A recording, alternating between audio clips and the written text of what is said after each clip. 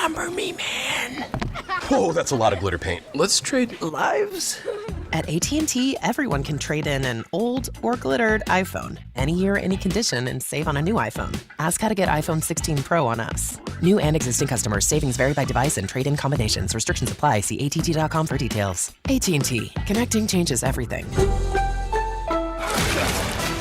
This hour of the Triangle Sports Leader is powered by Ritchie Law Firm, injury lawyers. Ritchie Law is on top of it. Go to ritchielaw.com. That's ritchielaw.com. WCMC HD1 Holly Springs. Take us with you on the radio, Instagram, TikTok, Alexa, and YouTube. 99.9 The Fan, the Triangle Sports Leader. I'm WRAL meteorologist Elizabeth Gardner. Scattered showers out there will be tapering off early to mid-afternoon. We'll see some clearing this evening. This afternoon's high 69, and our overnight low will be in the mid to upper 40s. It's a pretty day on tap tomorrow with sunny skies and a high of 71. Weather update brought to you by Newcomb and Company, where your comfort is their business. Visit newcombandcompany.com. 3 o'clock check of your money. Dow Jones this afternoon up 523 points to 42,509. Market update brought to you by Enbridge Gas, formerly Dominion Energy North Carolina Gas. Dominion Energy North Carolina Gas customers are now proudly served by Enbridge Gas. Looking forward to a bright future together. To learn more, visit enbridgegas.com. Into the paint, backs him down, knocked loose. Cooper got it back, put it up, counted in a foul. Got around Homer, goes up and dunks it down. James with authority. The nipple sets the feed and hits a three. How about another three? Oh yeah! Proctor's got 5. Proctor again. Dagger! It's been the Tyrese Proctor show. And he's ready to set sail for the Sweet 16. The Drive with Tim Donnelly on 99.9 The Fan. The Drive with Tim Donnelly, 99.9 The Fan. Happy Monday to you all. I'm Tim Donnelly, Dennis Cox producing the show. Duke basketball winner. It's funny. I was reading just leading into it, right? This is how much sports I consume. Just leading into the show, I was reading a winners and losers segment or article, and I started thinking like, wow, we could do that because there's so much going on in our area. We could do that. We could winners. Who's a winner? Who's a loser? And UNC basketball, UNC football has their pro day. Canes had a big loss and then a comeback win. Duke State hires their coach. Like all this, we could navigate it. And then I went, you know what? Or we could just start with this. Duke's a winner. From the weekend, Duke's a winner. We can have debates about, how much does this matter? How much does that matter? Does a loss? Does a win? Duke is a winner. And the reason why is they have absolutely rolled through the NCAA tournament through 2 games. And this time, it was Tyrese Proctor is the main story, right? They rolled through Mount St. Mary's. Tyrese Proctor had 6 threes, which tied his career high, and then they come back against the much more talented Baylor, and they win and they roll. And Tyrese Proctor had 7 threes on the same amount of shots. That was the story, and the reason why I said like they're winners because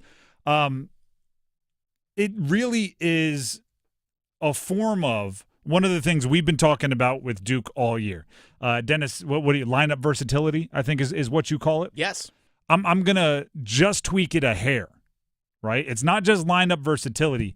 You remember what do they call in Mortal Kombat?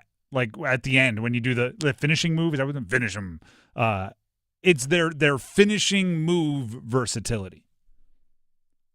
This time it was Tyrese Proctor, right? I found myself tweeting out, when Tyrese Proctor shoots like that, they become, feel nearly unbeatable by anyone other than the best teams in the country, right? When Tyrese Proctor shoots like that, it unlocks a level of Duke that's above even what we thought they could do. And like that is 19 of 30 from 3 over the last 3 games. 7 of 8 against Baylor. Yep. Goodness gracious. Cooper Flagg, the most talked about star on Duke, talked about Tyrese Proctor and his lights out shooting. Tyrese is such a weapon for us. We have a ton of guys like that can, be a weapon on offense for us. So, Tyrese has been shooting the ball great the past 3 games, and we're going to keep going to him if he's hot. That is the story now. But the reason I'm saying finishing move versatility is there's a bunch of different ways that sentence could be written. Right? It could be if Con Knipple gets to the line like that, they become nearly unbeatable in most situations. If Cooper Flagg is hitting the 3, they become. If Isaiah Evans comes off the bench and gives them 15, they become. If Malawash and Ngangba are blocking shots, there's so many different ways that they can become one of, if not the best team in the country, which is a wild luxury for somebody like Jon Scheyer, the head coach at Duke. And by the way, the rest of the country is catching up to what we've known about their roster and their players' personalities for a long time. Multiple articles in the last 3 or 4 days have been written about the roster construction of Duke. I saw it on The Athletic. I saw it on ESPN.com. I saw it on The Ringer. In the postgame presser after the Baylor game, Scheyer was specifically asked about the personalities he assembled. I'm going, this is what we were talking about in December. Yeah. Everybody's catching up. But the reason why it's such, obviously, the national media, March Madness, they focus in more on the top teams. They're all getting to where we've been. But it truly is no reason to panic for this squad. Baylor gave them a fight early. Baylor they were embracing kind of the away game nature of playing Duke in Raleigh. They were fighting, they were scrapping, and they were actually making some tough shots. And some teams might go, ooh, I don't know. But Duke just has so many different cards to play. All right, let's see if Cooper Flagg's hitting from 3. Nope. All right, let's see if Isaiah Evans can come off the bench and ignite us. Nope, that didn't work. All right, let's see if Caleb Foster can. Nope. Okay. Let's before the first media timeout, put in Patrick Ngangba to see if he can spark us. Nope. Okay. And then eventually Tyrese Proctor hits a bunch of 3s, and it's all right, that's the card that's working today. Most teams don't have that luxury. We'll talk about UNC, but UNC is hey, is R.J. Davis hitting today? Nope. Well, all right, well, let's try to see if R.J. Davis is hitting today. Oh, he's 3 for whatever. Let's give R.J. Davis a couple more shots. Most teams don't have a whole bunch of different versatile options. Even somebody Con Knipple had 3 points in the first half. He finished with 12. That's nice. Do you know what's even nicer? He finished 4 of 5 from 3. 4 of 5 from the field. There's absolutely no forcing it. Just Con Knipple's going to be a top 10 pick in the NBA draft. Top 10 picks in the NBA draft, if they aren't performing for their college team, traditionally they have to create. They're forced to. Because they know if they don't get their, 15 to 20 points, their team can't succeed. Meanwhile, Con was like, oh, ball's not coming my way? Cool. I'll have 3 points on 2 shots at half. I'll finish with 12 on 5 total shots, and I'll let somebody else be the high-volume scorer. Having multiple paths to being the top-level team you can be is the name of the game. Because the one thing not many are saying about Proctor, and it was brought up in the postgame, Proctor is, what would you say, 19 of 30 in the last 3 games? Yep. That's absurd. 63.3%. Do you know how he started his ACC tournament? Because the last 3 games include the ACC championship against Louisville. He started his ACC tournament 0 for 10 from 3. Mm-hmm. So there's a world where he wakes up on, Thursday, Friday, and he doesn't have it, right? And he went from 19 of 30 to, all right, now I'm cooled off. They aren't out of luck. They aren't, well, darn, our hot streak ran out. It's, well, darn, I guess we're going to have to give the ball to Cooper Flagg more. Yeah. Oh, no, what a disaster. Oh, darn, guess we might have to run it into the post to one of the more physically gifted 7'2" college players that I've seen. Not to mention all the guys that stepped up when Cooper Flagg was out, right? When he was out with the injury. Okay, we'll have to go to Con Knipple, who only had 28 in an ACC semifinal or whatever it was. It's the multiple paths that does it for me. right? Most teams, there's one way. Hey, if so-and-so gets hot and so-and-so stays out of foul trouble, we have a chance.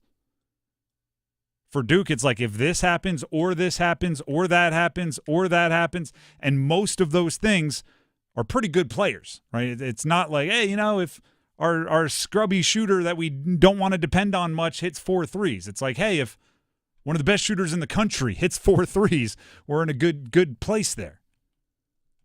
John Shire, after the game, talked about the competitive nature of his team and that they showed in the killer instinct against Baylor. The preparation for this game started with great respect for Scott Drew, his program, how good of a coach he is, his coaching staff, their players, they have really good talent. So for us to win by this margin, I think speaks to the level of killer instinct that our guys have, the competitiveness and the connectivity. I thought guys did a great job. Last 2 games, my math is right, we have, I think, 38-8 assisted turnovers. But I thought, again, Cooper back, these last couple games, he's had a great way about him. And then Tyrese, look, it's the shots. Big time shot making. But I think he's just been competitive and great leader, setting the tone every day with what we're doing. And so really proud of this win. Sweet 16 sounds great. We know it's a quick turnaround, but we're going to enjoy this one tonight and then get back to it. Killer instinct. What is the biggest difference between last year's Duke team and this year's Duke team? A little bit of talent. Don't get me wrong. This year's team is more talented. Oh, yeah. Lot of bit of killer instinct. Lot of killer instinct is the difference for me. And it was obvious against Baylor. Once they turned it on, donezo. The Drive with Tim Donnelly, 99.9 The Fan. Today is a Monday sound-off, so coming up in about 20 minutes, we'll open up the phone lines for your reactions to everything over the weekend. Canes, UNC, their season's over. Duke, their season's continuing. The ACC, only Duke season is continuing for the ACC. NC State, Will Wade, he's your coach. It's official now, folks. It's official. Don't worry about Texas. Yeah. Texas got their guy as well. It's all up for your disposal, your perusing. Monday Sound Off will be coming your way. We'll open up the phone lines at about 3:20. In the meantime, though, Dennis Cox has something for you. Hey, folks, Dennis Cox here for my friends over at Law Tigers. You're less than 2 weeks away, folks. You are less than 2 weeks away where you can sign up to win a custom Caniacs motorcycle. Go to caniacsbike.com. April 6th is the deadline. That's 13 days away, folks. Go to caniacsbike.com because Law Tigers, Tobacco Road Harley-Davidson, Shiny Side Paint, your Carolina Hurricanes, they've all teamed up once again to give one lucky fan a motorcycle. This is the 4th year in a row they're giving a motorcycle away, but this is the first year where it's a truly custom-built motorcycle. In the past, it was a custom-painted bike. This year, it's custom built and custom painted. It is one of one, folks. Kane's colors, logos, everything on the bike. The details are absolutely fantastic. You can see pictures of the bike at caniacsbike.com. Swing by Tobacco Road Harley-Davidson. The bike is there. Swing by. Check it out. See it for yourself. Go to caniacsbike.com. Enter for your chance to win. Again, deadline is April 6th. You're running out of time. Go to caniacsbike.com. Law Tigers is a network of independent law firms who are members of the American Association of Motorcycle Injury Lawyers. Law Tigers is not a law firm. The Drive with Tim Donnelly, 99.9 The Fan, looks at UNC's season that was. They gave us hope, and as soon as we started believing in them, once again, they pulled the rug out once again. Stick around, UNC, a autopsy next. The Adam Gold Show. Hey, I know Cooper Flagg didn't win all of the awards. He won the 2 major ones. He got Player of the Year. He got Rookie of the Year. Neither were unanimous, which blows my mind. But he should have won Defensive Player of the Year as well. And John Shire was the Coach of the Year. Yes, I know Duke has all these great players. They were 19-1. They were 28-3. Historical point differential. Come on. The Adam Gold Show, weekdays starting at noon on 99.9 The Fan. This is Gordon Miller from Miller Lending and Carey. Way back in the mid to late 80s, rates were all over the map, much as they are today. And what bothered me the most was seeing homeowners constantly chasing lower rates by paying upwards of $15,000 in closing costs each time. There had to be a better way, considering no one was keeping their new loan long enough to truly benefit. So it was during that time that Miller Lending discovered a way to offer a true no closing cost loan. With nothing charged or rolled in, customers were now able to realize immediate savings as even a drop of 0.5% could save them thousands of dollars over the life of a new loan. Imagine eliminating the need for timing as you simply close on today's rates and refinance as soon as something better comes along. Fact is, Miller Lending hates closing costs. So before you throw away thousands of dollars chasing a rate you may not like a year from now, pick up the phone and call Miller Lending today. 919-447-3377, or simply apply online at millerlending.com. Miller Lending is an equal housing lender and MLS number 250-2146. Taxes was feeling so stuck. Sitting in traffic, squeezing into a parking spot, all to squeeze in getting tax help during your lunch break. Now Taxes is a TurboTax expert who does your taxes for you, while you go about your day getting real-time notifications about their progress and the most money back guaranteed. Now this is Taxes. Intuit TurboTax. Get an expert now on TurboTax.com. Only available with TurboTax Live Full Service, real-time updates only in iOS mobile apps. See guarantee details at TurboTax.com/guarantees. Progressive knows when you're on your boat, you're already on vacation. And Vacation You forgets all your worries. Vacation You doesn't even keep track of time and knows that time is a meaningless construct designed to control us, man. But Regular You knows you don't want to be too far out in the water after the sun goes down because Vacation You doesn't know how to navigate in the dark yet. Vacation You and Regular You really need to get on the same page. So bundle your boat with your home or auto policy and earn an automatic discount from Progressive. And spend the savings on the both of you. Progressive Casualty Insurance Company affiliates and other insurers. Not available in all states or situations. Who's cutting down the nets this year? Get in on all the tournament action at ESPN Bet Sportsbook. Go from tracking the latest upsets to placing bets in just a few taps. Right now, new customers can get $100 in bonus bets when you make your first $10 wager. Download the ESPN Bet Sportsbook app and sign up with promo code JQ to get started today. Must be 21 plus. Gambling problem? Call 1-800-GAMBLER. Terms and conditions apply. See app for details. Offer not available in New York.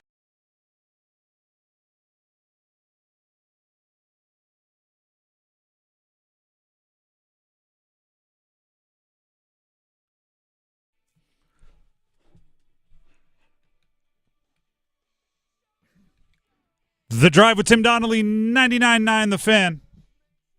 Haven't told you in a while, but please subscribe to our YouTube, 99.9 The Fan on YouTube. Constantly putting out content there. But wait till after the show to go ahead and check it out. If you're listening now, just keep listening now. You're getting the live deal. Later on, right after the show's over, then you can go check out YouTube, see what you missed. It's all there, 99.9 The Fan on YouTube. Monday SoundOff, one more reminder, about 15 minutes. We'll open up the phone lines for whatever you want to talk about. Bookmark the number, 919-860-5326. I assume there'll be some opinions on UNC's basketball season, men's basketball season, that is. It was a bad season, and I think that is important to acknowledge, all right? Don't hide from it. Don't sugarcoat it. No mincing of words. No, well, if this game went the other, they could have. No, it was a bad season. Came to a close with a loss against Ole Miss. It did feel, and I'll admit I bought in, feel like they might save something after destroying San Diego State in the play-in rounds. Seemed like over the last 10 games it was all right. They're putting something together. They might be a little team of destiny here. But their old demons popped back up in a big way against Ole Miss. Which, by the way, was another quad one loss. Against good competition this year, they struggled mightily. And I'm to this point now. And it's a flaw, and it's something that should never happen at UNC. The blueprint to stopping them was out. If you made RJ Davis an inefficient player, you had a much, much, much, much higher likelihood of beating UNC. And good teams were able to do that. Now, some of the bad teams, ACC teams, struggled to do that, and he was able to knock down threes, and they could build off of that. But the moment they played higher-level competition, RJ Davis became inefficient, obviously as the focal point of scouting reports, and the rest of the team wasn't able to pick it up. They needed top shelf RJ Davis, and if he was merely good, they didn't have the big guys to draw the attention away, right? Go into the post, and then when everybody collapses, you can kick it out to RJ Davis, and they didn't have the creators elsewhere on the perimeter. They didn't have the firepower to overcome it. And thus, you're left at the end of the year feeling incomplete, dissatisfied. R.J. Davis after the game, after the season ends, by the way, an all-time great UNC player, his number will be in the rafters. R.J. Davis talked about his comeback and the team's comeback falling short for UNC. I mean, I have a lot of emotions, going through my head right now. It's hard to pinpoint just one direct motion, but just from battling our way through the first half, obviously not putting a pretty good game, and then coming through the second half and, battling all the way to the 1 minute mark. It was a 2-point game. It just kind of just describes our whole season, from being an up and down year, being a difficult year, and persevering. I think that's the best way to put it. And, we were resilient, so I think that's and it just come up short like that. I mean, it sucks, it hurts. So yeah, but I mean, just for us being a resilient team and persevering when things don't go our way, when we get knocked down, we get right back up, and I think that's what we did in the second half. We just came up short. Just came up short. Here's why it's so frustrating. Guys that I am actually very, very high on as players: Drake Powell. At times this year, Ian Jackson. They weren't ready to be main creators. Then Alan Lubin, again, a player that I'm high on in a role, was efficient. He was even efficient against Ole Miss, but he's complimentary.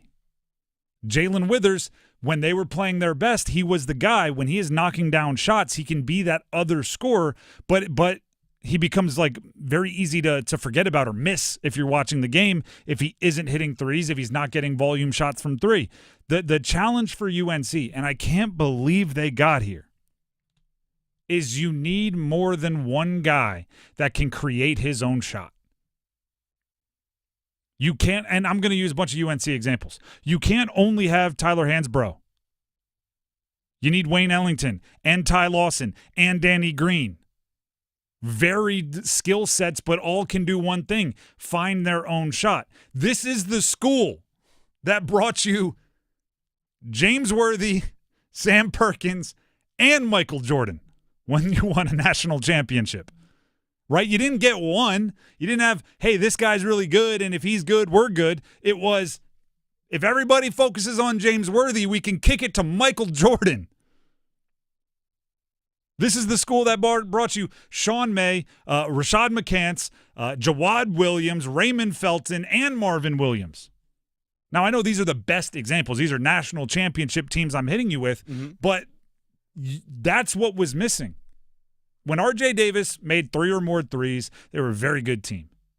When he didn't, it was a bad season. And it really was that simple. And you can go back, look at the Duke games. Look at the senior night. First half, what did R.J. Davis do?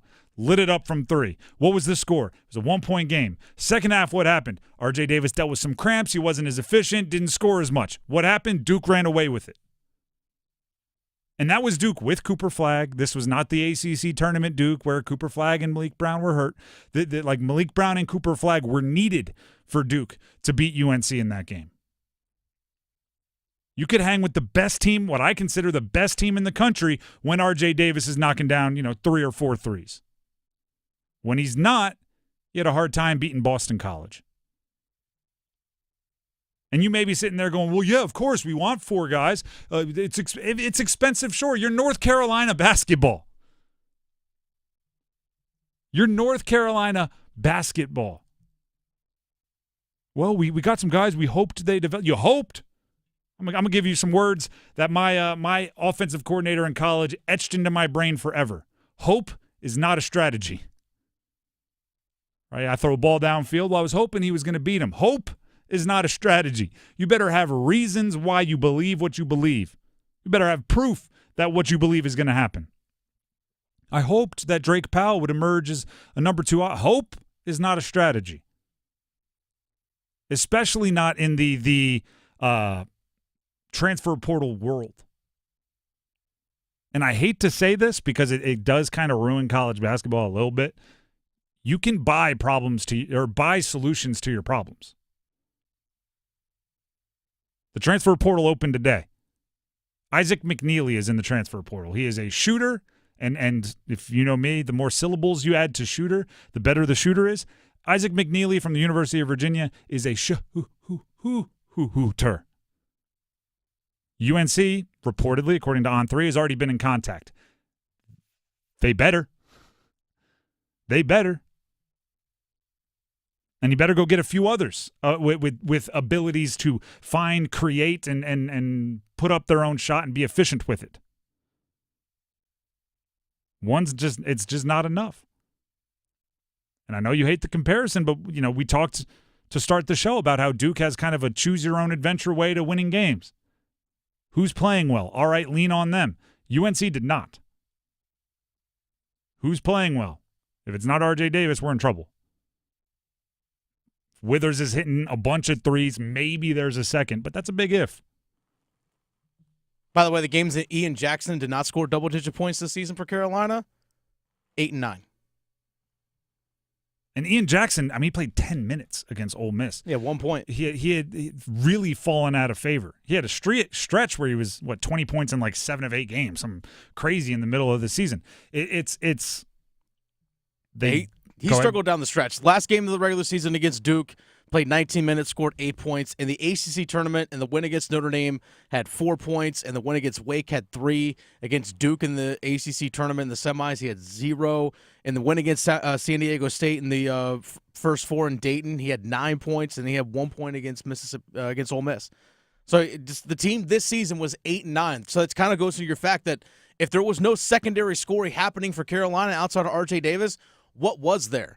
And honestly, the game against Ole Miss, like R.J. Davis said, was a microcosm of their season. How many games early on in the year did they fall down behind big time, maybe climbed their way back in, but still came up short? They did that in so many games this year. I wonder, Michigan State, Alabama, Florida, Dayton. Dayton. They ended up winning that one. Louisville. There's so many games that they ended up doing that. And okay, so what changed from November? I wonder if the dramatic comebacks that made losses closer than they probably were didn't stunt their searching of solutions. Because it stunted my opinion of them. And what I mean by that is I remember getting more confident in UNC after the Kansas game. Right? They got smoked in the first half and then stormed back to lose by 3. And I remember going they showed the mettle, when in actuality I think there were things shown in that game that should have led to big changes, right? And the same thing on a few of those other games where the storming back almost made you go, nah, I still like them. No, things are still going well, when it should have been opening your eyes to bigger and more aggressive changes. All I know is this: bad season. And that's a compliment to UNC, right? I say this all the time. My expectations are high. There are a lot of teams out there that, won an NCAA tournament game and are celebrating, even though they lost their next one. UNC is not that team. They count national championships. Bad season. We have Monday Sound Off coming up next. If you want to sound off on UNC, feel free. Sound off on Duke. Sound off on the Canes. Sound off on State's new coach, Will Wade. Whatever you want to sound off on, we'll open up the phone lines. Heister Automotive Group hotline, 919-860-5326. You can start calling in, 919-860-5326. Monday Sound Off, your thoughts on the call-in line. Coming up next. Hey, Carolina Panthers fans, it's Dennis Cox from 99.9 The Fan. We're in the offseason, but that doesn't mean me and my co-host, WRAL TV's Chris Lee, take a break from our podcast, Panthers Playbook. In every episode, we'll keep you up to date on Panthers news as the NFL draft approaches, insight on free agents and prospects, plus all the insider info on who the Panthers want to pick at number 8. Follow and subscribe to Panthers Playbook wherever you discover your favorite podcast or watch on YouTube. Breaking news, and this one is almost unbelievable. Yeah, it's all about new customers at Bet365 because they get $150 in bonus bets when they bet $5, win or lose. And even better, bonus bets can be used on the spread, totals, and player props. There you have it. Bet $5 to get $150 in bonus bets, win or lose. And see why it's never ordinary at Bet365. 21 plus only. Must be physically located in North Carolina. Gambling problem? Call 1-877-718-5543 or visit morethanagame.com. joinpain.nc.gov. T&Cs apply. Joint pain in your knees, shoulders, or lower back. It can stop you in your tracks. At DaVita Med Spa and Wellness, we offer a revolutionary course of treatment that can eliminate your joint pain and have you back to your old self in no time. Our regenerative therapies actually help repair damaged tissue to eliminate the pain without risky, invasive surgery. If you suffer with joint pain and have been told your only options are medications, steroid injections, or surgery, DaVita Med Spa and Wellness offers non-surgical solutions using your body's own cells. With minimal downtime and long-lasting results, experience personalized, compassionate medical care at its best. Call our office now and see how you can get real, long-lasting relief from joint pain through regenerative medicine and the medical experts at DaVita Med Spa and Wellness, spelled DVIDA. Call 984-333-1313. That's 984-333-1313. 984-333-1313. It's bow time. Finally, lunchtime. I'm starving. What's that? This is the Bojangler from Bojangles. With the same bold flavor as their chicken? The same. And fries. The same. Huh. Well, I've got a PB&J. Yeah, that's not the same. A crispy fish fillet dusted in Bo's famous seasoning. With cheese and tartar sauce on a fluffy bun, the Bojangler's back. Hook one while you can. It's bow time. There's no time like Bojangler time. Time to stop whatever you're doing and head over to Bojangles to try the Bojangler Fish Fillet Sandwich. You heard right, the Bojangler Fish Fillet Sandwich. A perfectly seasoned, light, flaky, wild-caught Alaskan pollock fish fillet sandwich. For limited time at participating Bojangles. Make it a combo and add Bojangles seasoned fries and legendary iced tea. Hungry for Bojangles but in the mood for something different? Then it's Bojangler time. Save the date. Give UNC returns on March 25th. Are you ready to support the passion, determination, and excellence of the people who make UNC Chapel Hill a place like no other? Don't miss out. See if you're a winner every night. Watch live lottery drawings on WRAL TV's 11 o'clock news. That's right, Carolina Pick 3, Carolina Pick 4, and Carolina Cash 5 numbers every night on WRAL TV's 11 o'clock news. See if you're a winner before you go off to bed. Get your lottery numbers live every night. North Carolina Education Lottery. Only on WRAL TV's 11 o'clock news. R.J. Davis swipes through. He's going to attack, gets to the rim. The high arcing layup off the window is good. Foul as well, but Davis is down. The Drive with Tim Donnelly, 99.9 The Fan. We are opening up the phone lines for a Monday sound off. Those of you that listen to the show often, you know what that means. Everything is at your option. You want to talk Duke basketball playing into the Sweet 16. You want to talk UNC basketball being eliminated in the round of 64. You want to talk NC State basketball naming their new coach Will Wade, who, by the way, Reed Vial, who was a special assistant to the head coach at McNeese State for Will Wade, is posting some updates on what Will Wade has going on. It appears they are driving on Wade Avenue as we speak right now. Aptly named, right? Aptly named. Look, we already have a street named after you in Raleigh. If you're state, that's what you're saying, right? Yep, but also, here's what I'm telling listeners right now.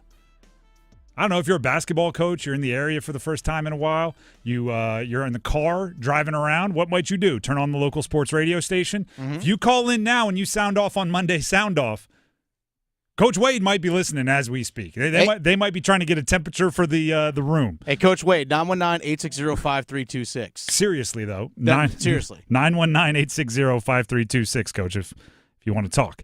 We'll try to line up those phones, line up the callers. Again, Heaster Automotive Group hotline is open for you right now, 919-860-5326. While we do that, here's 2 minutes of gold for you from our very own Adam Gold, talking a little Kane, specifically the win yesterday. Hey gang, Adam Gold here, and I've got 2 minutes for 2 points and 2 players who produced 2 moments of magic in the Hurricanes' 5-2 win in Anaheim. That's a lot of 2s, like a lot of Z's. A 2 looks like a Z. And speaking of Z's, we are brought to you by Parkway Sleep Health Centers for better sleep. All right, so the 2 players we're going to talk about here are Frederik Andersen, who turned around 35 shots in the 5-2 win. He was spectacular, especially in the third period when, my gosh, Carolina, do you know how to play with a lead? You led 3-1. You allow Anaheim 20 shots on goal in the third period and about 18 scoring chances. Please, manage the puck better. Andersen was spectacular. He was the first star in the game. And how about Taylor Hall? Has his first hat trick with the Carolina Hurricanes. You know what I thought was really funny is that Eric Tulsky, the GM, tricked us into thinking that the real acquisition was Mikko Rantanen. Really, Rantanen was just a vehicle to get Logan Stankoven and a couple of draft picks. But the real acquisition there was Taylor Hall, who does seem to fit in with the Hurricanes. He scores his all 3 goals come in the third period. One was on the power play. Yes, that's right. Carolina is allowed to score a power play goal. The next one was even prettier, actually, if you think about it. Great pass from Kotkaniemi and then a forehand backhand move to make it 4-2. And Carolina last night countered both of Anaheim's goals almost immediately, taking the momentum right back. That is what championship caliber teams do. Think about this real quick as we close. The Hurricanes acquired Taylor Hall and Mikko Rantanen at the same time. Hall's played 20 games for Carolina. Rantanen has played 20 games combined for Carolina and Colorado. And Hall has outproduced him. Heck, Mark Jankowski has outgoaled him 6-4. Come on. In just 7 games, Mark Jankowski's done that. It's incredible. Parkway Sleep Health Centers. Sound sleep, sound health, sound off for Frederik Andersen. Sound off for Frederik Andersen. Sound off for Monday Sound Off. Appreciate Adam, as always, for 2 minutes of gold. Let's head to the phone lines. Heister Automotive Group hotline for a Monday Sound Off, 919-860-5326. It is rare that I actually get like a jaw drop from the location someone's calling from. I'm told this caller, Sawyer, is calling from Taiwan, where I'm imagining it's got to be like morning tomorrow. I don't know how time works. Sawyer in Taiwan, thank you very much, A, for listening from such a distance and for calling in. Go ahead and sound off on the Canes. That's what it says you want to sound off here in my notes. Hi, Tim. How are you? Doing very well. Yeah, it's around 3:30 in the morning. I'm not sure if it's tomorrow or the day or yesterday, but yeah, it's around 3:30 in the morning. We arrived in Taiwan around 2 days ago, so I'm still not used to the time difference at all. So I'm wide awake right now. But yeah, my sound off. I want to talk about. I know that Svetch has been out of the lineup for the past. Oh, did we lose him? I think we lost Sawyer. Sawyer, no. Oh. You were calling from the future. It was tomorrow morning. Right. And apparently we don't have great connection. So Sawyer's question was, he told me off air that he wants to know how Svetch can impact the Canes in the playoffs when he does come back from his injury. A whole bunch of ways. If you get good Svetch, my answer is physicality. If you look at the top line right now with Jarvis, Aho, Blake, there's not a lot of weight there. I think that's one thing that the Canes are going to need from both Svetch, obviously the stall line, and William Carrier, depending on where he plays, might be on the stall line. Physical hockey in the postseason, it's synonymous. So I do think that's where Svetch might be able to make it happen. Sawyer, I apologize that the connection didn't hold up, but it's still very cool that you were listening from tomorrow morning in Taiwan. Let's jump back to the Heister Automotive Group hotline, 919-860-5326. Dean in Rocky Mount wants to sound off on NC State. So, Dean, go ahead and take over and sound off. Will Wade is going to be the best coach in North Carolina college basketball history. You can book it. You can come back here in 2 decades. It's going to be the truth. I'm so excited. Will Wade is going to get this machine going, and we're going to have Amir Khan, the manager here.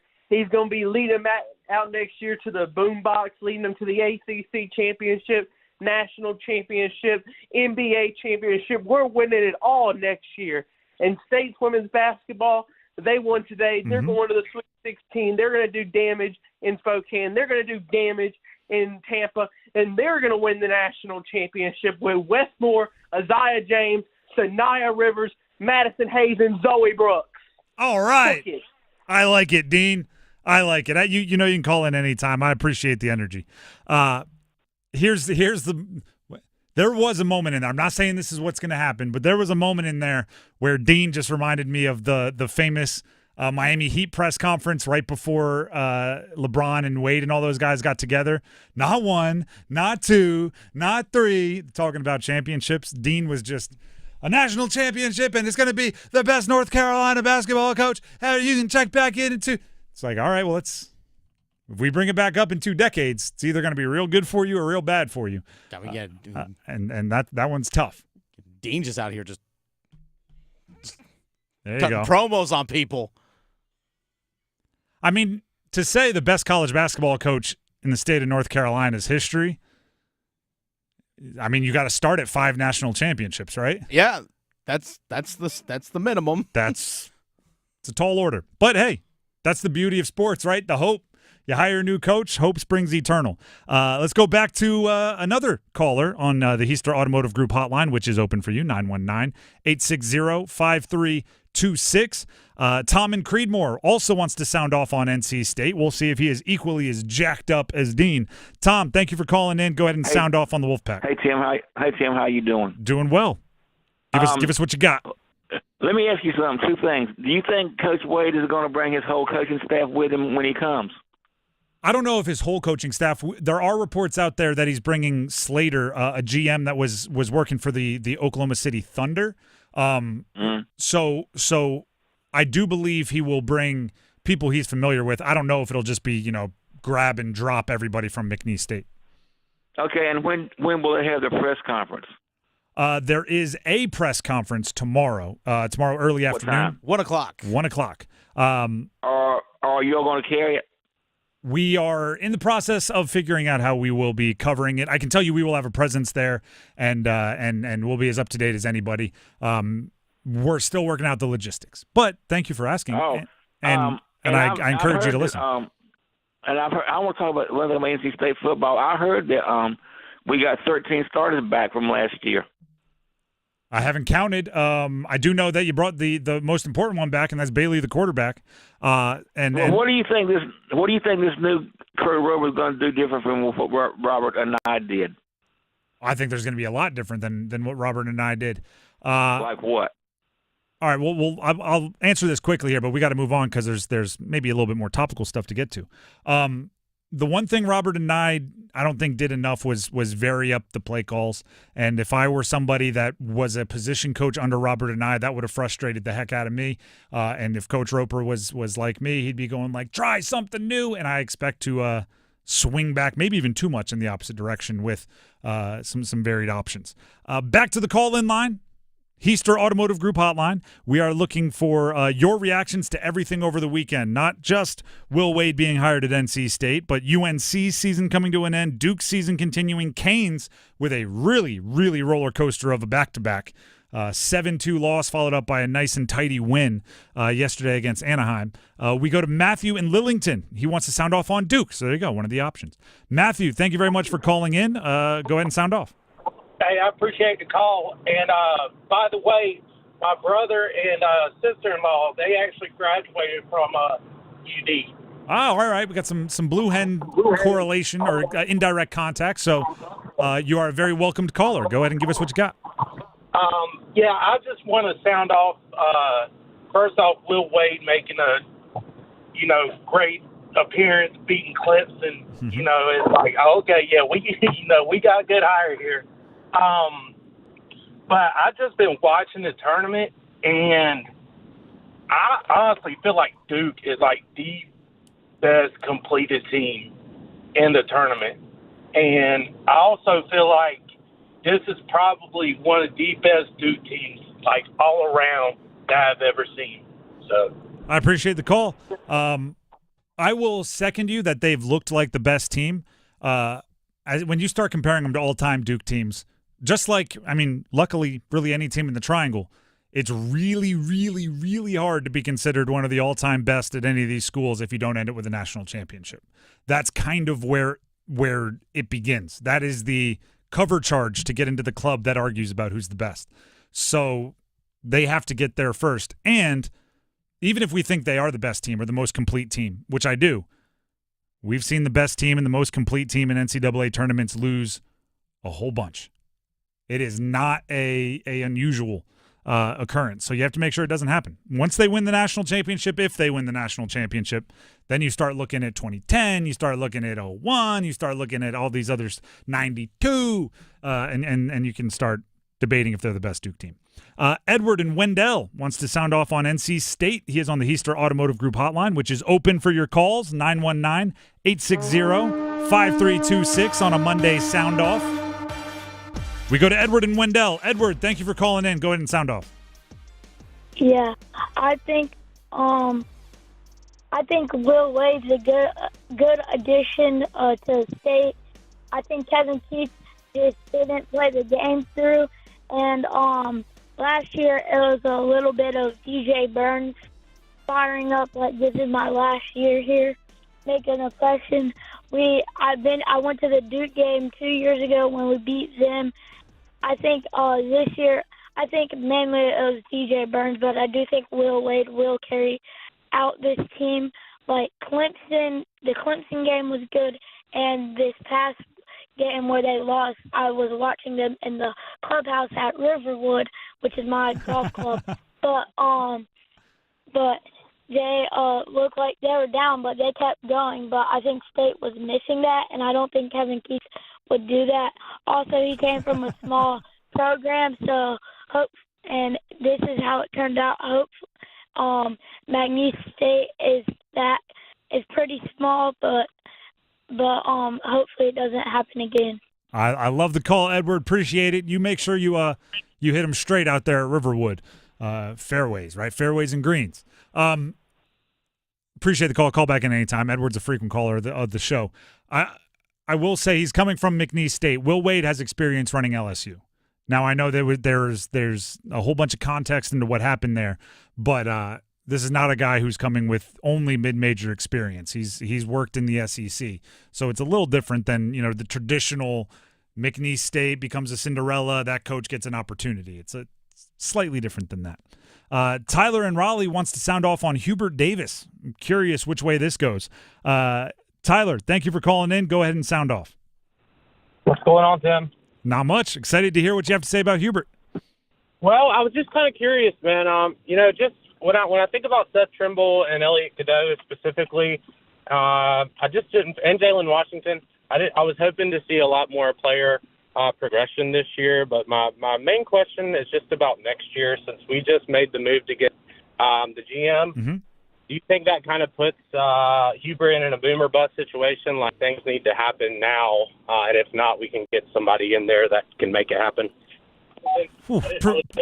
Thank you very much for the call. You're breaking up a little bit, so we'll let you go. But thank you. Boom, like make or break season. Yeah, but actually, I'll say this: every coach, in some respects, is in a make or break season, unless you are Danny Hurley and you have multiple national championships. I mean, we saw it with Kevin Keats, right? You can be in the Final Four, and the next year is a make or break season if the threshold is low enough. The question is, like, there's no doubt Hubert Davis in a little in some ways is in a make or break situation. The question, or I should say the better question is, where is that line? I think if they have another season like this year, it'll be very, very tough for them to keep the boosters and the fundraisers invested while having Hubert Davis as the head coach. But where does it go? Is it okay to be a 4 seed in the NCAA tournament? Is it okay to be a 6 seed? Is it okay to be an 8 seed who wasn't on the bubble and everybody just knew was going to make it? Like, where is the line that is the threshold that he needs to overcome? I think that's the question. Not is there a threshold? They're darn sure. If they miss the tournament next year, he gone. Oh, yeah. But how much better than that does he have to be? I think at minimum they have to be competing for an ACC title, both regular season and in tournament. Like that's a minimum for them. If they finish top 3, because they're one game back of whoever's the regular season champion, okay, and then at least making a run for that ACC tournament title and being a top 4 or 5 seed in the NCAA tournament, I think that's acceptable. Yep. But, I mean, if they are a 6 seed, fine. But as long as they are advancing in the tournament, that's also the key thing as well. Like, okay, if you're a 6 seed, fine. But if you're getting to Elite Eights and Final Fours, that's the threshold, I think, for them. And I'm just going to build off for 2 seconds here. Build off of the comment about the player development, Elliot Cadeau, Seth Trimble. Elliot Cadeau, I went down a rabbit hole of watching his old high school highlights handful of days ago. I don't know why he can't shoot. He shot a lot in high school. Right now, there were points in time this year where, like, the opposing team was saying, "No, we want you to shoot." They weren't coming up to guard him at 3. He was knocking him down. He was windmilling in-game dunks. I don't know his aggression, or like maybe it was the yips a bit. He lost his confidence offensively. There's a reason why he was a 5-star, and we saw flashes of it. He had random games where he'd go 3 for 3 from 3, and it's he should have been a better offensive player this year, and I hope he ends up being that in the future because he's got something there. I don't know. I can't explain it. In the ACC tournament game against Duke, he was the only UNC player to hit a 3-pointer, and he hit 3 of them. Right? I think so. Yeah, at least 2. It's a really weird, like, I don't know, hard to explain thing there. So I agree. They should be better. And Seth Trimble, at times, I think he is what he is. He's really, really, really good perimeter defender. The Drive with Tim Donnelly, 99.9 The Fan. We have the Heister Automotive Group hotline open for business, 919-860-5326. I'm told we lost Micah. I was going to go to Micah next, but instead I'll give you what Micah was going to say. The Canes need more edge. The Canes need to be more physical. Maybe William Carrier will be that when he comes back. And my guess is he loves Jankowski. I just get a feeling that Mike is a Jankowski. Probably. Just Mike is a frequent caller, so I feel like I can Cliff Notes it for you. If you want to get a call in, we still have a few more minutes here. 919-860-5326.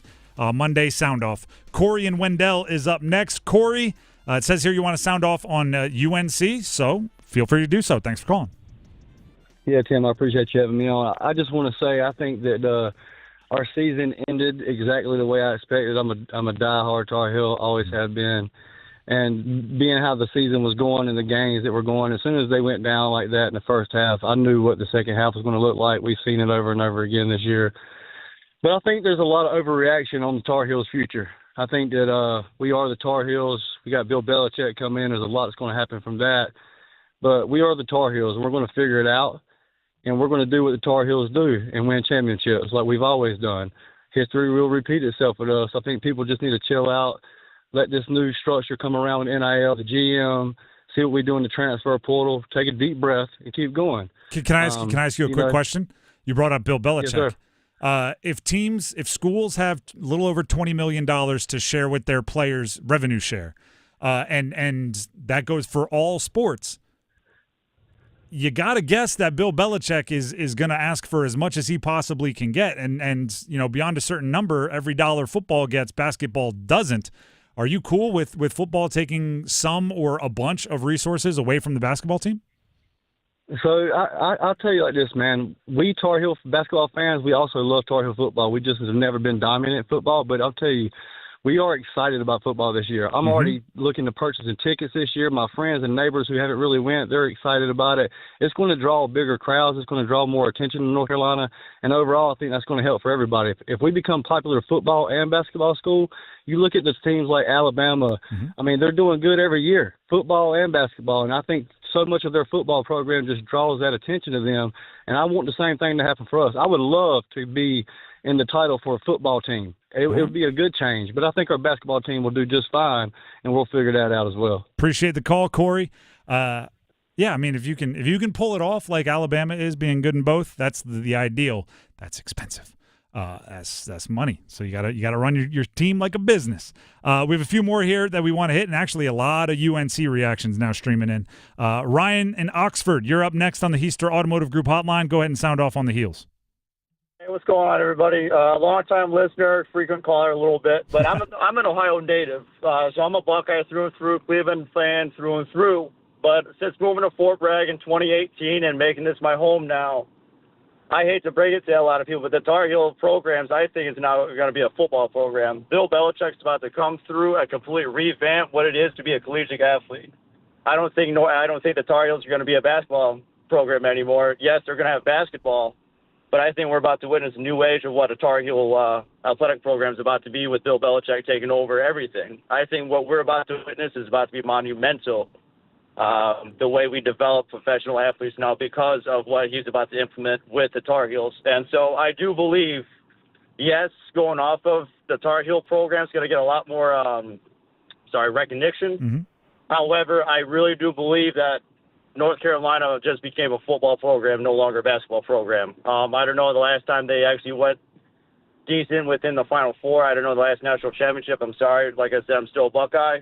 But a lot of people about to witness what Bill Belichick's about to do with the college program, and I'm super excited for it. All right. Appreciate the call. I wonder if, and I don't think UNC, actually, I want to see if UNC falls into this category. The schools that aren't absolutely bloated with cash, I'm wondering if they have to choose football or men's basketball because it's too expensive to do both unless you are, and UNC might be one of these schools, don't get me wrong. They got cash somewhere. Unless you're one of the schools that can afford both, it's a lot. And by the way, like they won a national championship back in 2017. So men's basketball, it's not like they've been dormant for a long time. Got national championships within the last decade. That does some good for you. We have one more caller here. We'll squeeze in before the top of the hour. Ryan in Creedmoor wants to sound off specifically, not just on the Tar Heels, but on R.J. Davis. Ryan, thank you for calling in. Go ahead and sound off. Thank you. Yeah, my thing with R.J. Davis, he's a great collegiate player, but do you honestly think he have a future in the NBA? What would count as a future in the NBA? Like, could he make a roster and be? Or are you saying like a contributor?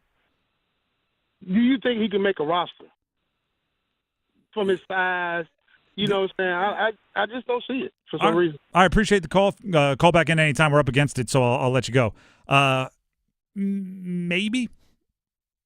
It'd be like a fringe guy that gets brought up from the G League type thing. He doesn't have the size or consistent ball handling and shooting, in my opinion, to be an NBA regular. Let me see a player here real quick. He's 6 foot 6'1" is what he is.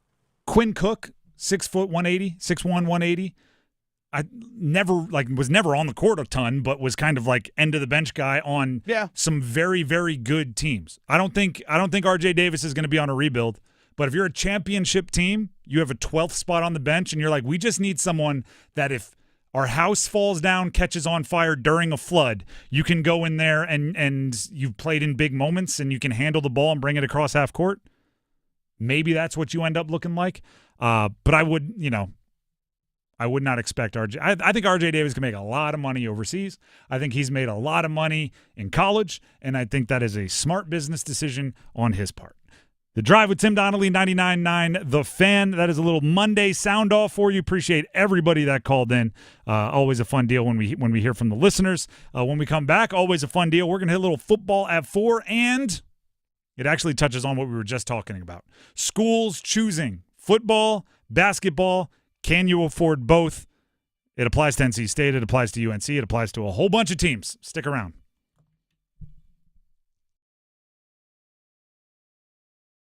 We're in the middle of the madness. Corner three by Murray. It's good! Timeout, Clemson! From the First Four to the national championship. Blocked by Shoemate and stolen away by McNeese. All the hoops action will be heard here. McNeese for the upset. Let the March Madness begin. The road to San Antonio is driven by Bailey's Fine Jewelry, Fairway Green, and First Horizon Bank. 99.9 The Fan, the Triangle Sports leader. It's the Jeep Celebration event at John Heister Chrysler Dodge Jeep Ram in Lillington. Get ready for the ride of your life with 25% off your new 2024 Jeep Gladiator. Cruise through the toughest terrain, tackle any adventure, and look great doing it. Whether you're off-roading or on the road, the Gladiator is built for all. So get off your keister and get to Heister because this deal won't last long. See dealer for details. Hurry into the Jeep Celebration event. On now at John Heister Chrysler Dodge Jeep Ram in Lillington. Hear that? That's the sound of digital instants from the North Carolina Education Lottery. With instant wins, progressive jackpots, and bonus games right from your phone. It's nonstop chances to win like you've never seen or heard before. Oh, yeah!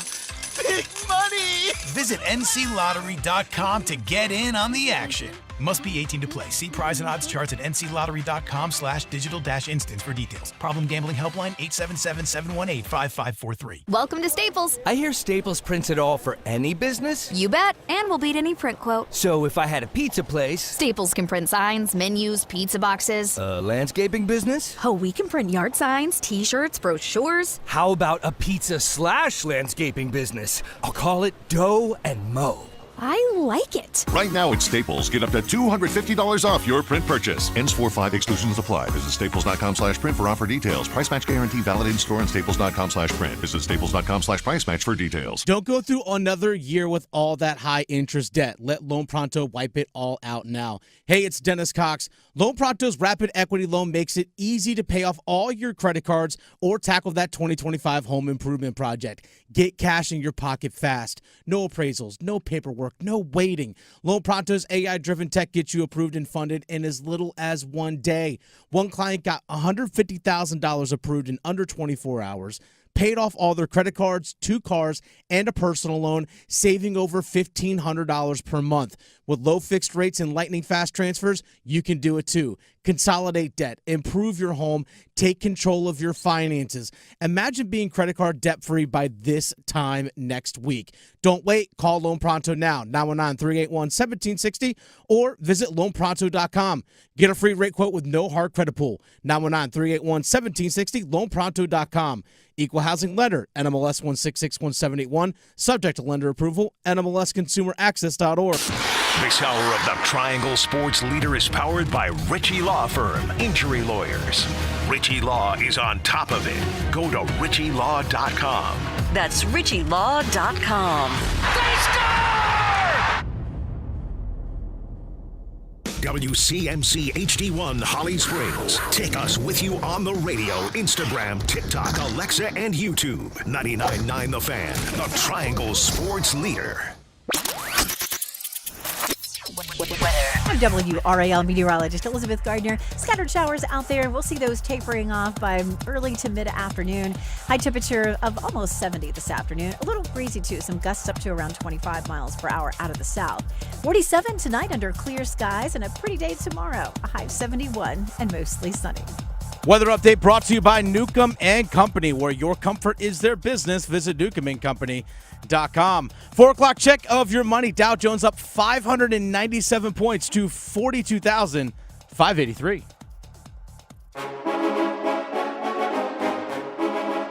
Let's move the chains. Time for football at 4. The Drive with Tim Donnelly, 99.9 The Fan. There is obviously a tremendous amount of change happening in college sports. Need some proof? Look no further than who's in the Sweet 16. Guess who's in the Sweet 16? All power conference schools. 4 conferences are represented. Do you know what's the fewest that's ever been? 7. Huh. Only power conference teams made it. Not a single mid-major Cinderella. And by the way, the ACC almost got shut out. It was almost 3.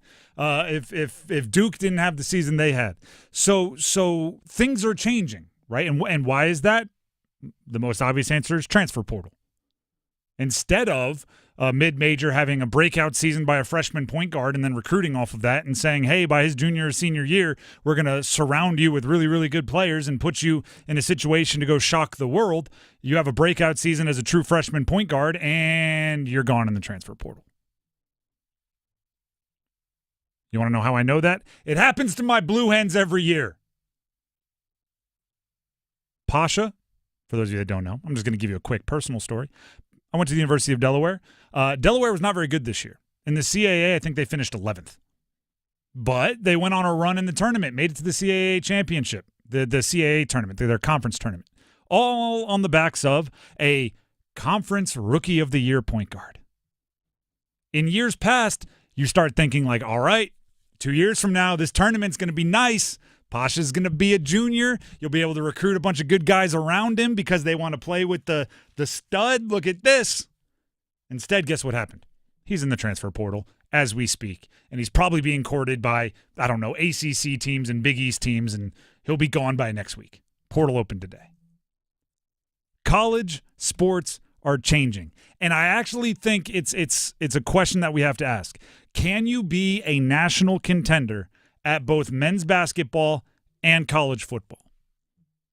Now, obviously, certain teams are trying to make it happen. Alabama had a very, very good team, and they're definitely always in the mix for football. I wonder how long that can last now that revenue share is becoming a thing. Because revenue share hasn't happened yet, right? The $20 million that schools can give directly to players starts this upcoming school year. So even if Alabama has the most NIL money, right, the most support from boosters, can they make up the difference if they, if other teams have $10 million more to give their college basketball program? Here's what I mean. Let's use NC State as an example.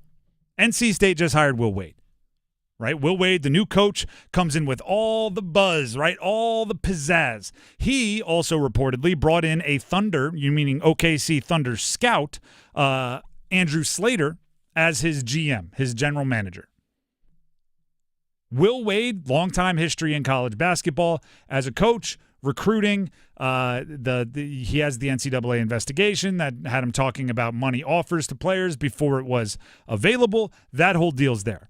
Slater, prior to joining the Thunder, was, according to reports, one of the most nationally connected and influential recruiting analysts in the high school, AAU, and college ranks. Both Wade and Slater, come with their own costs. I'm sure they're not working for nothing. I'm sure they have salaries. I'm sure they're nice. But also, they bring an understanding of what kind of money it takes to win national championships and to win recruits. Will Wade was very upfront during the entire kind of courting process. He was not going anywhere he didn't think he could win a national championship. He and Slater are both well aware of the type of money it takes to win a national championship. If you're super connected in the AAU world, you know the money. And that goes back to pre-NIL. You know the money. State has not been the biggest spender on football or basketball in the ACC up till now. Can they do both? Or do they choose one and go all out there? Do they choose basketball and say, Will, what do you need to win a national championship? And if he says, I need $10 million in revenue share out of the 20 and change that you're allowed to give out to all sports, even if that costs football some talent, how does that go over with NC State fans? How does that go over with Dave Doran? If he's going, wait a second. You're telling me he got $2 million for a point guard, and I'm over here trying to make $700K work for my quarterback? How does that work? And I'm just throwing out numbers. I don't know the numbers. And I think there are going to be teams out there that have to make that decision. I think there are teams out there that are going to try to do both. I think there are teams out there that are going to punt basketball to go all in on football. And I think there are teams that are going to do the vice versa. And that's where it becomes interesting. Imagine Florida State. If Florida State says, listen, we had a fun time with Leonard Hamilton, but even Leonard Hamilton didn't make any Final Fours, right? We had a fun time. We had our basketball team. They were okay, but nobody's really focused on them. We're going to take every possible dollar that we can spend on football and spend it on football. Be darned with what that does to Luke Laux and our basketball team now. Can Clemson compete with that while also splitting money with basketball? Can UNC football compete with that while also splitting money with basketball? And the same is true vice versa. Right? If I'm, I don't know, pick a team that's been decent at basketball and not great at football in recent years. Imagine I've been like a Pitt or a Boston College, and I just go, you know what? We're never going to be able to compete in football. But if we take all of our revenue share money and give as much as we possibly can to men's basketball, maybe we can win there. Now you're looking at NC State. Can State compete in both, or do they have to go all in on basketball in order to compete with the teams that are going all in on basketball? It's weirdly salary cap-like, but across multiple sports. So, like, imagine what the Bengals are doing, right? The Bengals just gave a bunch of money to Joe Burrow, T. Higgins, and Jamar Chase, right? And every dollar they spent on the passing game was a dollar they didn't spend on the defense. So there's going to be games this season where the defense is going to give up 35 points, and you're going to look at the offense and go, well, you guys make all the money, go score 38, right? Go win the game. Now imagine if instead of spending on the passing game versus the defense or the passing game versus the run offense, you had to spend on basketball or football. Right? It's all right, we spent so much on a shooting guard, we can't afford a wide receiver. Right? So now it's not like, hey, you have to make up for it. It's almost like you have to make up for in success what we're taking away from other sports. Dave Doran's going, I don't have the money. And again, I'm just using NC State as an example because they just brought in Will Wade and they just brought in Andrew Slater reportedly as GM. Dave Doran's looking around going, you haven't given me the money to win the ACC. I don't have the money that Clemson has. I don't have the revenue share that Florida State has. I don't have the revenue share some of these other schools have. And NC State is looking at Will Wade going, we can't win in football because we gave all the money to you, so you better do something special with it. And all of the money's about it, like it's bad wording. It's not all of it, but we're giving less than the max to football because we're giving more to basketball is a choice. Because what has everybody said? Football drives everything. Football is king. Whether you get invites into the cool conferences, whether in realignment happens, how attractive you are. So much of that is football. So if you choose basketball, it's like you better be a national champion or at least a national champion contender darn near all the time. So looking at the schools that are in the Sweet 16, who can we realistically say is actually a national title national title contender at football along with basketball? Alabama was in the Final Four last year. They're a 2 seed. They're back in the Sweet 16. Mm-hmm. You can easily say them. Yep. Tennessee is a 2 seed. They're in the Sweet 16. We've seen them advance far in both football and basketball. Haven't quite gotten there yet. Not quite what Alabama's done, but still really good in both. Michigan just won a national championship in football just a couple of seasons ago. They're a 5 seed in the South region. They're in the Sweet 16 as well. There's a few. Florida's done it at times. Yeah, I mean, Florida did win, granted, before revenue sharing and all that. They won a national championship in both football and basketball the exact same season. There will be, I think, a much smaller number than people believe. I think there will be a few teams that have true forget you money, and they can do both. And that's a commitment. Like if you're covering the difference in revenue share with NIL money, you better have revenue money in oodles and oodles and oodles. You better Scrooge McDuck money, diving in it, swimming in it. You don't know what to do with it, blowing your nose in dollar bills. The other side is I want to see how many of those teams can keep it up. I want to see if Tennessee 5 years from now, once revenue share is established, I want to see if Tennessee is still competing in basketball because I know Tennessee isn't giving up their football. Like if you're a Tennessee football coach, you're saying I need what is it 21 million in revenue share. You're allowed to give 15.5 to any one sport. I need 15.5. That's what I think most football coaches are going to say. Tennessee will, I think. Michigan obvious, Auburn obvious. Like those schools, if they commit to football, I'm wondering if their basketball programs will be where they are now 5 years from now. And Florida's a 1 seed. We saw them play here in Raleigh. They might win a national championship, but football has struggled a little bit, but they're all in on football as well. Again, it's kind of interesting to see, but with the revenue sharing, it also kind of depends on, I think, also what conference you're in too. Well, yes, matters a bunch the media because money. We've now known the ACC, the way they're divvying up revenue amongst ACC schools is now going to be based on how well you perform on the field, TV ratings, and football plays a big factor into it. So if you want to make more money, you almost have to put more money into your football program. Mm-hmm. We do know based off Bill Belichick's contract that we saw $13 million in revenue sharing for UNC football. That's what we saw based on the contract that was publicly released out there, $13 million revenue sharing. Now, where does NIL, also other funds go into that as well? We're not entirely sure what that dollar is.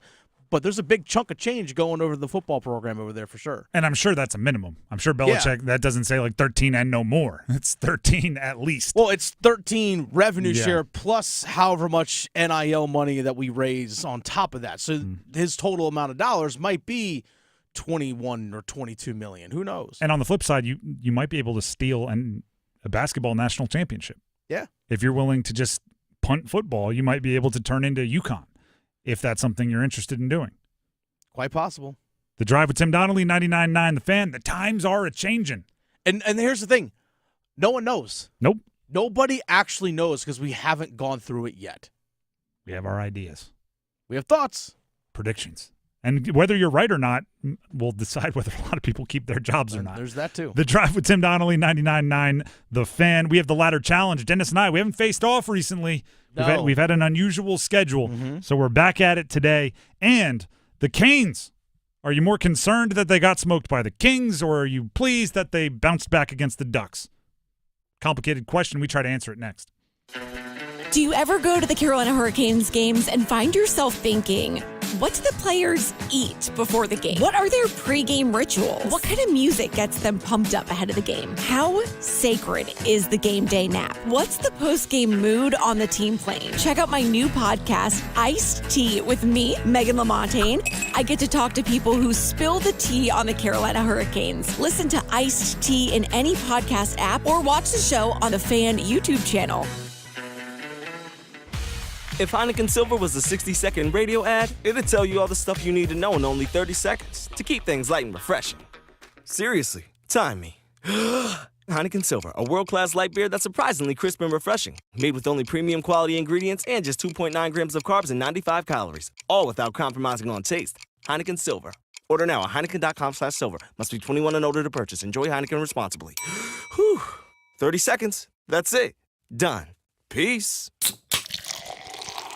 Spring is here, and there's no better time to let a new career blossom. The Wake County Public School System is hiring special education instructional assistants and bus drivers, and we need dedicated individuals to help transport kids and provide instruction to motivated students. You'll love our competitive salaries and comprehensive benefits, including retirement, and will enjoy a welcoming, positive culture that will motivate you every day. Apply now at careers.wcpss.net and discover a place where anything is possible. Confidence is knowing you're ready to handle whatever comes your way. That's what it feels like to take on your workday with Cintas.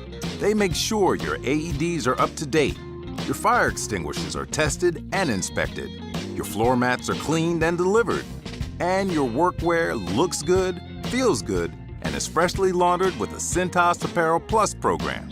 So are you ready to take on today? Visit Cintas.com. And get ready for the workday. Paying rent can feel like throwing money away.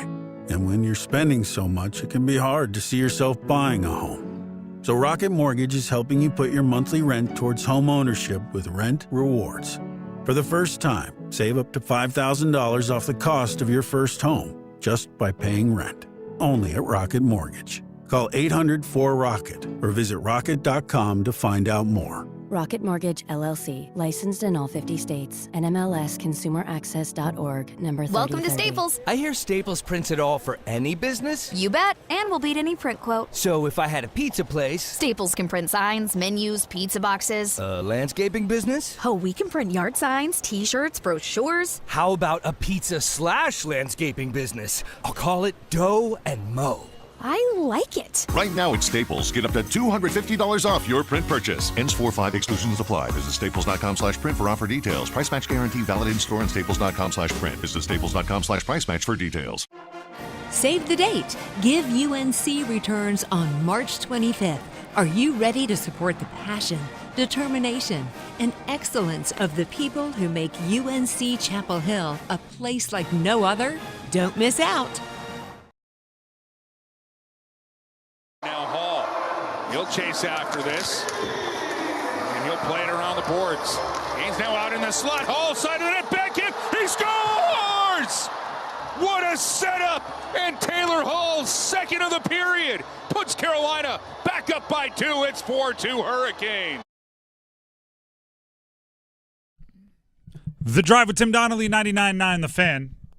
That was his second of the period. He would get a third of the period. Sixth, I think it was. Sixth career hat trick for Taylor Hall? I believe so.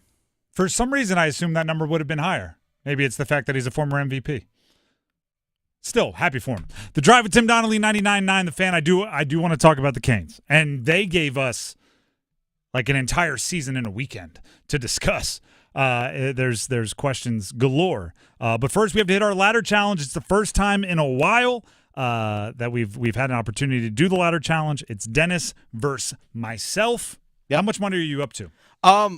Well, I had lost one. Oh, look at that. So, and then I didn't know that, but it does, me setting it up that way does make it seem like I was setting you up. I lost one, so I was actually down to so I was back down to $10, but I did win one bet in the ACC tournament, which got me up to $11.60. All right. It was just I needed Jalen Withers in one game to hit a 3-pointer, and he did. Like 2 minutes into the game, I was like, okay, hit it. I believe I'm up to $32.20 because I had Texas over Xavier plus 15.5. Texas lost, but only by 6. I don't know when's the last game we were supposed to bet on. That's the last one I had in my bet slip. Okay. So the last time you and I actually did something was ACC tournament. All right. So it was a while back. Then I might be back to 29.14, and I may have placed one thinking we were going to do it on air, and we didn't. Either way, I know that my last bet hit. I'm either at 29.14 or 32.20. I placed a bet with 32.20 today. So we'll see how it all breaks. What's your bet for tonight before I go figure all this out? Well, you know me, I like my hockey. I like my shots on goal. I also like my game lines, alternating puck lines and all those things. I'm going to go with the old shots on goal. Okay. The old reliable here. I am actually going to that line moved. So I'm actually going to go, so it has to be minus 500. That was a minus 400, so I missed on that. I'm actually going to go to alternate goal total between the LA Kings and the I'm going to go LA Kings. I'm sorry, take that back. New Jersey Devils, Vancouver Canucks. Give me an alternate puck line in this one. Give me the New Jersey Devils plus 2.5 goals at home against the Vancouver Canucks. That $11.16 will turn into $13 even. All right, so here's what happened. $11.60. My apologies. Here's what happened. I was up to $29.14. Okay. At some point, I thought we were doing one during, I believe, the play-in games. Okay. So I placed my $29.14 on a play-in game bet, and it hit, so I was up to $32.20. However, I guess we didn't get to it on air, so that doesn't count towards our deal. So I currently have a bet in for $32.20, minus 700 to win $36.80. I'm going to count that. I'm not going to put down another $30 on a bet. So I'm going to count that as if I bet $29.14. If I get it right, I'll be up to $33.30. What's the bet? The bet is Paolo Banchero tonight against the Lakers. The Lakers are visiting the Magic. 30 or more points plus rebounds plus assists. Okay. It's a minus 700 bet.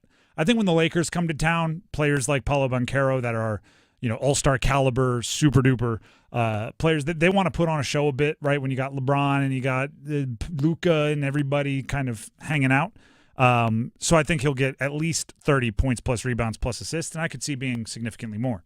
And that'll take my actual money up to $36.80, but it'll count to $33.30. That's how it stands right now.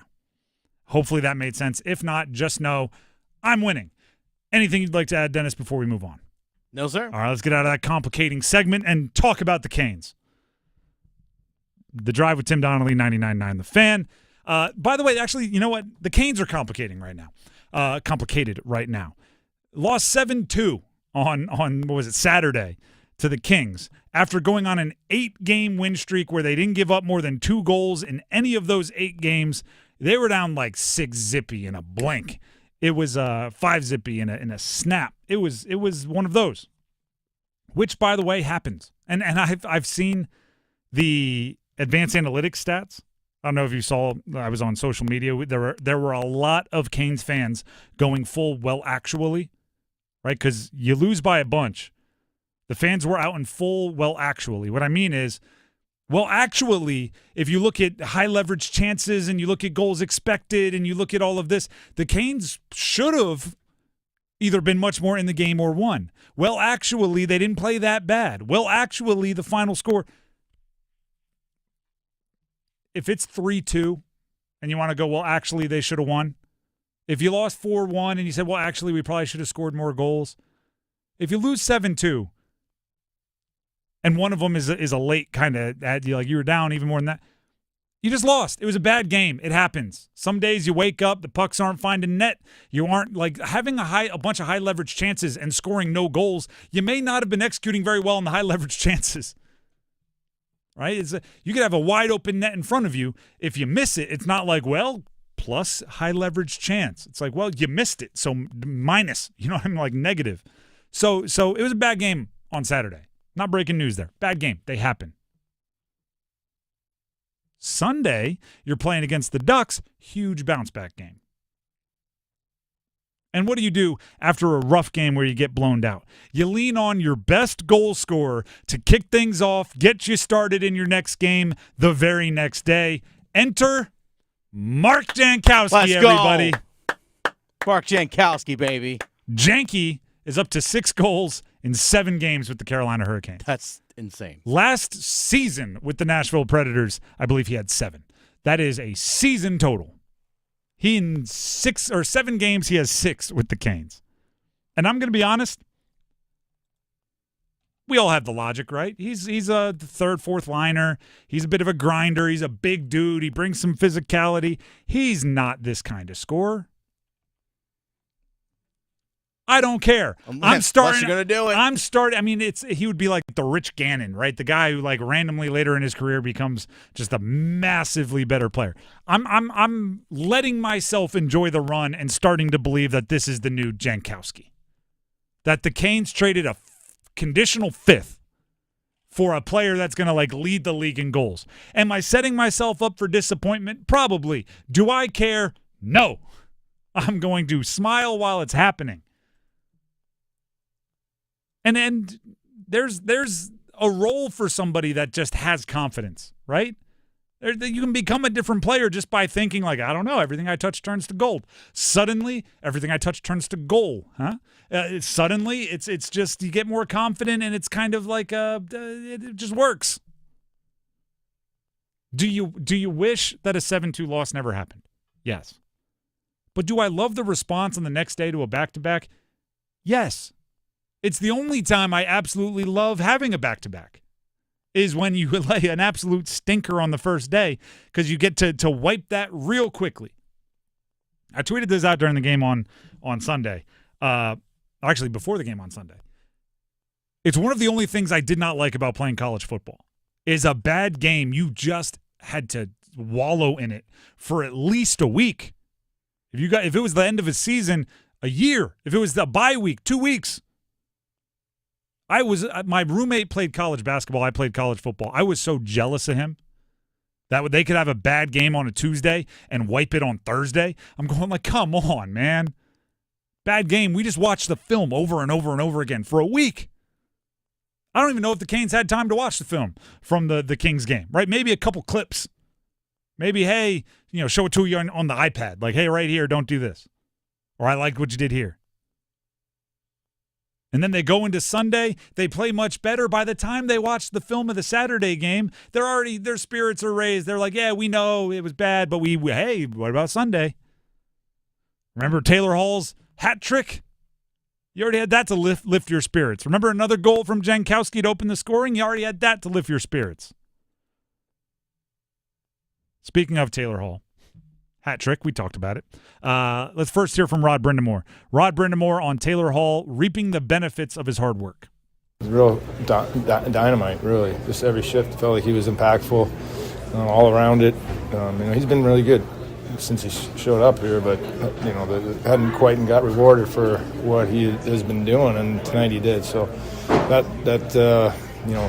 what is it, the 5th goal or whatever, maybe the 4th goal, I don't know. The one that down low where he stick handled around him, that's a special goal. So, he had a great game. Taylor Hall scored so many, Rod was forgetting which one. The first, the third, the second. Taylor Hall and Jesperi Kotkaniemi are developing the type of chemistry that is hard to find. That's more than just playing with each other. That's games that fit. They see the ice the same way. They need to be on the same line. Get Taylor Hall signed to an extension. They need to be on as long as Kotkaniemi's here. I want Taylor Hall next to him. It's that kind of chemistry. And, yeah, like the Rod saying Taylor Hall is reaping the benefits of his hard work. He's also reaping the benefits of Kokaniemi's hard work, right? A lot of the goals that Taylor Hall is scoring, they're being dug out of a corner by Kokaniemi or set up on a cross or a net front pass or even a shot from Kokaniemi. They're just playing well together. And if you throw, Robinson on that other side, it's all working pretty well. When you win 9 out of 10 games, there's a lot of good, right? That's regardless of what happened on Saturday, it's a lot of good. I'm still looking into the future and wondering what they're going to do. Carrier and Svech, if they come back soon, hopefully, fingers crossed. But when they come back, boy, is it becoming you'd have the better wrestling analogy. Oh. Like a bunch of people for like are fighting to not be the one that's eliminated. Okay. Right? It's I believe Tyson Jost is numbered out, right? So whoever comes back first out of Carrier or Svech, that's your last free bingo square. Easy decision. All right, Jost, you're going to be a healthy scratch. When the other comes back out of Carrier and Svech, when they're both healthy, who in the heck is not on the active roster? That becomes who's a game day inactive? Jankowski can't come out of the lineup right now. No, he can't. I mean, he's playing center, and he's obviously playing lights out. He's playing fantastic. He can kill penalties, which helps as well. I mean, I don't think you take Roslovic out because he's playing alongside Hall. 21 goals? Yeah, he's playing alongside Taylor Hall, and he's also playing alongside Kokaniemi, like you mentioned. And even when Svech was playing, Roslovic was playing with Eric Robinson and Jankowski, and those three were doing pretty well together before Svech went out with the injury. Roslovic has 21 goals. I just looked it up to make sure I wasn't crazy. 14 assists on a team that needs creators. Yeah. They need shot makers, and that's tough. And then Robinson, you brought up the penalty kill aspect of his ability, that line that's playing well together. It's a not easy decision. It's a first world problem, but it is not an easy decision. And I don't think you take out Stankoven. I mean, he has 4 points in the 7 games he's been here, and he's even had a goal taken off the board. And is doing things in a way that I think will endear himself to the coaching staff of the Carolina Hurricanes. Oh, he's playing alongside Stahl Martinuk. Very, very Canes-like, and you want to have this decision, right? It's. I remember. I don't even know who said it. There's some old coach. It's not mine. It's like John Wooden or something that talks about tryouts as it's my job to make the decision of who makes the team. It's your job to make my decision unbelievably difficult. Right? That's what you tell the players. And the same is true here. Like, it's Rod's decision, and I'm sure, along with the assistant coaching staff and Eric Tulsky and on and on and on. It's Rod's decision on who ends up being the odd man out, but it's the players' responsibility to make that decision as difficult as possible, and they're doing that, right? If at the trade you asked, it probably would have been Jankowski. But then he scores 6 goals in 7 games, and it's like, well, you can't take that guy out. He's on a heater. And it's like, all right, well, then maybe it's Stankoven. It's like, well, he's actually playing really well since he showed up also. All right, well, maybe it's this guy. Well, no, he's doing – it's a tough decision. It is a really, again, good and rocking a hard place kind of deal there where it's – or not rocking a hard place. It's like a – oh, yeah, you're stuck between a rock and a hard place. First-class problem because somebody is going to be out of the lineup that doesn't deserve to be. And – I don't like, maybe they'll do this. I don't like shuffling up who's the inactive. Every other game. Like that, I like guys that can get in rhythm. Unless somebody gets a little boo-boo or an owie, you're very confident in giving them a day off if they need it because your healthy and active has been playing really well as of late. I mean, yeah, you've won 9 to 10 games. You bounce back from the loss. Freddie was great yesterday in net, which actually, here's a question we had earlier today on our YouTube live chat. This one comes from Allie. Do you think the Canes re-sign Freddie after this season? The goalie market does look thin right now in terms of the offseason. Kind of projecting ahead. Because he was, I think, 20 saves? He played great. In the third period alone? He was fantastic. Played great. Trip Tracy loved that he was keeping the glove out in front, man. He said that a whole bunch of times. But it's true. I'm not knocking Trip. I'm saying it's true. You can't answer that question until you know how this season ends. Right? Who's the goaltender in the postseason? Great question. I can't tell you if they're going to re-sign him unless I know that. And how far do they go in the postseason, right? If their roster has a lot of flexibility based on their cap space and guys that are coming off the books. And if you were to look at the last 6 years and say, why don't you have a Stanley Cup? I don't know if it's the first answer, but it's one of the first answers when you talk about who's been in goal, and you haven't had that elite dude in there. So it's once you get by the trade deadline, those decisions don't have to be made till the offseason. July is a long way away. So as far as predicting that, I understand I'm completely copping out, and you can call me out for it. I'm gonna elect not to answer. And I talk all the time. Don't make decisions unless you have all the information to make a decision. By the way, Kane's Corner is back on Wednesday night at the local. We'll have that for you right here on 99.9 The Fan, 7 o'clock once again. Jankowski is supposed to be the guest. There it is. I like the new guys. And by the way, I saw this earlier. I'll bring it up. The Canes, they're embracing the. Actually, I'll tell you what they're embracing, and then I'll tell you like the read between the lines that fans are taking from it. Canes tweeted this out about an hour ago. A perfect fit. The pieces are coming together. And then they have a graphic that's on what looks like photoshopped onto like puzzle pieces of Mark Jankowski, and it says 6 goals in 7 games played. Logan Stankoven, 1 goal, 3 assists in 7 games played, and Taylor Hall, 5 goals and 4 assists in the last 8 games. They are flaunting their trade deadline and trade season acquisitions, as they should, right? It looks like they've picked good guys and value picks to bring back in their moves, and they're playing well. That is something that a front office should flaunt. I'll tell you what fans are doing with it. Each of these 3 guys are better than Mikko or Rantanen. Ha, ha, ha, ha, ha. That's what they're doing. They're not wrong. Well, they're not. You think each of those 3 guys are better than Mikko Rantanen? Based off the results I'm seeing, yeah. And the way this team's playing right now, this team's back on track since that guy's been shipped out of here. I'm all for rubbing Mikko Rantanen's nose in it. And I've said this on Twitter. Trades are judged 3 years into the future. They signed Mikko Rantanen to a gigantic deal, which means, by the way, you can win it by more than you're winning it now. You can win the trade deadline right now, like through 7 games or whatever it's been since the trade. The Canes are winning. But that's also saying, I'm in first place at the 200-meter mark of the marathon. Like you've jumped out to a lead. You can win by more. That trade or that contract that Mikko Rantanen signed in Dallas, that can be an anchor that weighs them down for years. And you can look 3 years into the future and say, gosh, Dallas might have had a chance to blank, blank, blank if they didn't get that Mikko Rantanen deal.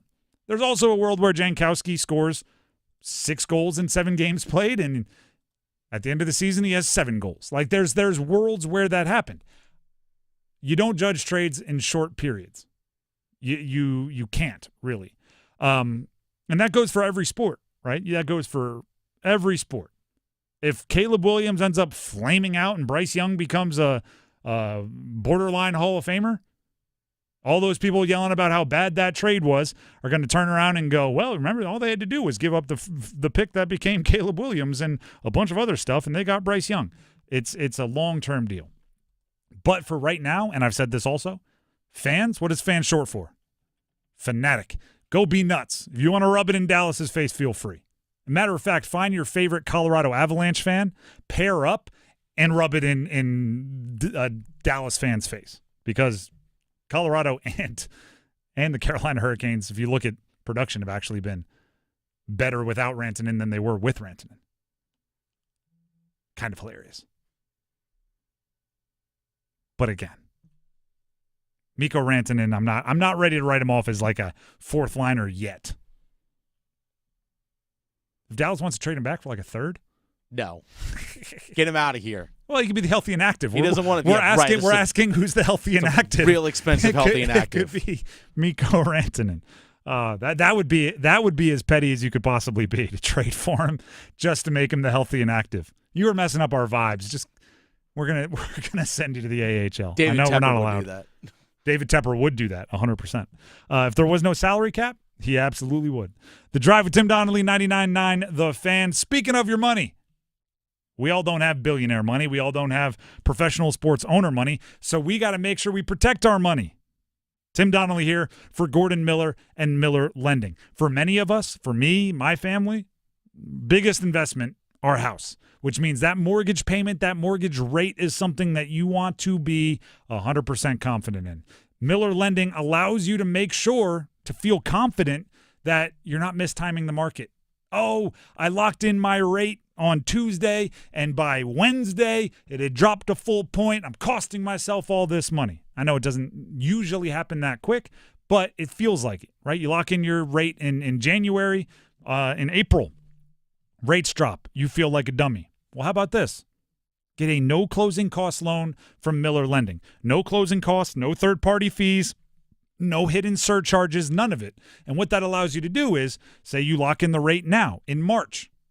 If in July rates drop, refinance. No money out of your pocket. Just get the lower monthly payment. It's a way to give you peace of mind, right? You don't feel like you mistimed the market ever. And if rates go up, hey, I timed it perfectly, right? I locked in my rate in March. July, they're twice as high. I'm rolling, right? Because Miller Lending gave you the confidence and the flexibility to do just that. Give them a call. They can explain more about their no closing cost loan, something Gordon Miller's been doing since the 80s. Perfected it by this point. The number to call, 919-447-3377. They are locally owned right here in Cary, so if you call, you'll be talking to someone nearby. 919-447-3377. You can also visit them online, millerlending.com. That's millerlending.com. Miller Lending is an equal housing lender, NMLS number 250-2146. When we come back, the ACC stinks. Bruh. They only had one team make it to the round of 32. That is historically bad. Stick around. Listen every afternoon for The Drive with Tim Donnelly. NC State basketball got their guy, Will Wade. He was number 1A on their wish list. He's coming off a win with McNeese State in the NCAA tournament, and all of that is nice. The sizzle, the buzz, it's great. But so much of it is still going to come down to the same thing. Does he have the NIL money to get the players on campus? The Drive with Tim Donnelly, 3 to 6 on 99.9 The Fan. Did you know colon cancer can be detected early or prevented through regular screening? I have detected Around Earth is the greatest lie ever. Okay, Roger. My uncle just passed away and I inherited his cockatoo, Roger. He was a member of the Flat Earth Society, so Roger picked up on some of his rhetoric. Anyway, screening, such as a colonoscopy. Screen these! Screen these! Roger that, Roger. Moving on. Colonoscopies can detect early-stage colon or rectal cancer or even polyps, which are abnormal growths that can turn into cancer over time. I'm a Flat Earth walker.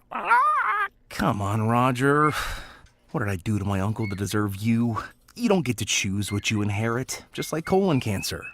Unlike Roger here, I believe in science. And science says that if colon cancer runs in your family, you're more likely to develop it yourself. Talk to your doctor about when you should start screening. Find out more at coloncancercoalition.org. A message from the Colon Cancer Coalition. When you switch to Progressive, you could save bundling your home and auto. Then you could put that money towards some of the surprisingly more expensive things in life. May I help you? I just wanted to request a late checkout, please. Of course. That's $30 per hour for up to 4 hours. Huh. Okay, but if you can offer a late checkout, then that probably means no one is staying in that room. So if it's empty, maybe I can just stay a few extra hours. Oh, aren't you adorable? Life costs a lot, so bundle and you could save with Progressive. Progressive Casualty Insurance Company, affiliates, and other insurers. Not available in all states. It's bow time. Finally, lunchtime. I'm starving. What's that? This is the Bojangler from Bojangles. With the same bold flavor as their chicken? The same. And fries. The same. Huh. Well, I've got a PB&J. Yeah, that's not the same. A crispy fish fillet dusted in Bo's famous seasoning. With cheese and tartar sauce on a fluffy bun, the Bojangler's back. Hook one while you can. It's bow time. There's no time like Bojangler time. Time to stop whatever you're doing and head over to Bojangles to try the Bojangler Fish Fillet Sandwich. You heard right, the Bojangler Fish Fillet Sandwich. A perfectly seasoned, light, flaky, wild-caught Alaskan pollock fish fillet sandwich. for limited time at participating Bojangles. Make it a combo and add Bojangles seasoned fries and legendary iced tea. Hungry for Bojangles but in the mood for something different? Then it's Bojangler time. Half the shot clock is gone. Proctor again. Off of the screen set by Malawach. A bruising screen. How about another three? Oh, yeah! Proctor's got 5. 19 points. Back to a 20-point lead. The Drive with Tim Donnelly, 99.9 The Fan. Duke is in the Sweet 16. And that's it for the ACC. This is officially what I consider the worst postseason in ACC basketball history. Full stop. The worst postseason in ACC basketball history. Since the tournament expanded to 32 teams back in 1975, a little history, 1975, it expanded to 32 teams. That was also the first time in history that the NCAA tournament allowed multiple teams from the same conference. Right, so that was the first time you could have multiple bids from the same conference, 1975. This is the first year since then, since you were allowed to have more than one team in the tournament, that the ACC has had less than 2 teams make the round of 32. All you have to do to make the round of 32, well, I guess for UNC you would have had to win 2 games. But for Clemson and Louisville, you only had to win 1 game. And on top of that, right, that alone is bad. Historically bad. Fewest teams ever to be in the second round of the NCAA tournament for the ACC. That's bad. It gets worse with context. Because every Sweet 16 team is from a power conference. 7 from the SEC, which is a record, which broke the ACC's record from 2016. So that's just insult to injury, right? The SEC is breaking your record while it happens to be your worst postseason ever. But every Sweet 16 team is from a Power 4 conference. 7 from the SEC, 4 from the Big 10, 4 from the Big 12, and 1 from the ACC. There were 0 mid-major teams and 0, I guess, Pac-12, 0 Big East. Only 4 conferences are represented. Every other Sweet 16 has had at least 7 conferences represented. The portal has essentially eliminated the mid-major Cinderellas. Right, because if you're a team, you're from a mid-major and you have a good player that may lead a Cinderella run in the next couple of years, those players leave before they get a chance to do that. So let's say this. On a traditional year of the round of 32, there may be, 10, 12, 15, I don't know, some amount that are taken by these veteran mid-major squads. Those are eliminated. And Duke still is the only ACC team to make it. The ACC had more spots in the Sweet 16 because there were no VCUs. There were no Wichita States. There were no Butlers. George Masons. There were none of them. There were more spots for the teams that have the money and the teams that have the history and the teams that have the prestige. And the ACC still has their fewest ever in the round of 32. The ACC got absolutely smoked this postseason. And it's scary, right? In a time where everything is changing, to be so down on your luck. Timing is everything in so many of these changes. I've talked about this with football. Can you imagine if conference realignment happened in 2013? Where Florida State was coming off being a national champion. Clemson was one of the best teams in the country. Virginia Tech was coming off of 15 straight years of being ranked in the top 10 at some point in those. Wasn't that long into the past that teams like Boston College were ranked in the top whatever with Matt Ryan. And all of these schools in the ACC were so much better. And it would have been an exceptional time. They would have had all the cards. But instead, you wait for Florida State to have a decade of not being that good, and then all of a sudden you start with all the Miamis down. Then you start doing these reclassifications. It seems like the ACC has no leverage. So if basketball is about to enter into a super uncertain time of NIL money and transfer portal and all of this, you need the ACC to be strong. Yet even North Carolina can't make it to the round of 32. I'm not asking for the sun and the stars here.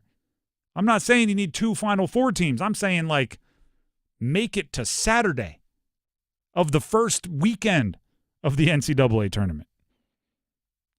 Now, I like to say I'm not just a problems guy, also try to be a solutions guy. The ACC absolutely crushed the hiring cycle this year. I think Will Wade to NC State is a great hire, but that's not it. I think Laux to Florida State. I think Lucas to Miami. I think Odom to UVA. All 4 of those are expert and very, very kind of custom-tailored fits to their university.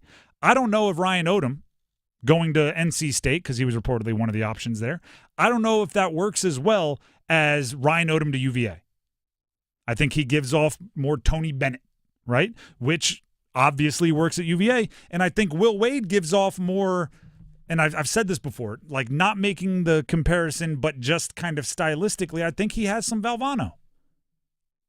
I think Lucas to Miami is perfect. He's young. He's for lack of, this is going to make me sound unhip. He's hip. And Miami, South Beach, it's cool, right? Laux going to Florida State, it's somebody that played for Leonard Hamilton and has that connection to the legend. It's just they all fit really, really well. And do you know what is the crazy part about that? If this were 2007 and those hires were made, the conversation ends where I just finished. They all fit, right? Their identity aligns with the identity of the program. Great hires, conversation over. In 2025, the conversation hasn't even started. They fit. Their identity matches the identity of the program. Okay, let's get down to the stuff that really matters. What's their NIL budget? What's their NIL budget? Will Wade to NC State is a fantastic hire by my book, right? He was your number 1 option. By all accounts, one of either the first or like 1A or 1B as far as who you wanted for that job. He's learned some lessons, and it, by all accounts, appears to have learned what he was supposed to learn from those lessons, some of them the hard way. He's refreshingly open and honest. All of that is great. Show me his NIL budget, and I'll tell you how successful I think he's going to be. You can scheme up players. And by the way, like if you go watch his McNeese against Clemson game, McNeese State against Clemson, gave up a wild height advantage to Clemson. And what did he do? He was throwing matchup zones at him. He was throwing, like he was a pitcher that realized I don't have 95 today, so you're going to get curveballs, fork balls, you're going to get changeups, you're going to get ephus pitches, you're going to get a little bit of whatever I got. Like all of a sudden, they're in a 1-3-1 zone on defense. Like what is happening here? You were just in man-to-man. He schemed him up as much as he can, which is possible. Yeah. You're not going to win 30 games that way. You need to have the dudes and then be able to put them in the right situations and scheme them up. So the ACC, I said this last week when I thought it was rock bottom and then it got worse. I hope rock bottom. I hope the worst postseason in ACC basketball history, at least since 1975. Right? I mean, if you want to go back further than that and say, well, in 1912, they had that's fine. I don't even know if they're around then. Doubt it. Hopefully, the worst postseason that most of us can ever remember for the Atlantic Coast Conference in men's basketball is startling enough for athletic directors, chancellors, presidents, board members, gigantic super-duper uber-rich boosters to say, never again. To say, this will not happen again to my team. And the way they do that is by coming up with the dollars and putting the right people in place and having wildly high expectations and being willing to make the tough decisions and all of that. But a lot of it starts with the money. right? I've made the Kansas State reference a few times. Kansas State reportedly spent a ton of money in NIL this year, didn't make the NCAA tournament. So that's not saying like, oh, spending money doesn't matter. No, it's saying spending money doesn't guarantee you anything, but you also need to have the rest in place. You also need to have the coach that fits. You also need to have the scheme that fits. You also need to have the personalities, and we talked about that with Duke, having everything that fits together like a puzzle piece, and also the money. That's I think the only way we don't have this next year. Or you get a little lucky, right? Like an NC State run from last year could mask the smell. And by the way, Duke winning a national championship could mask the smell.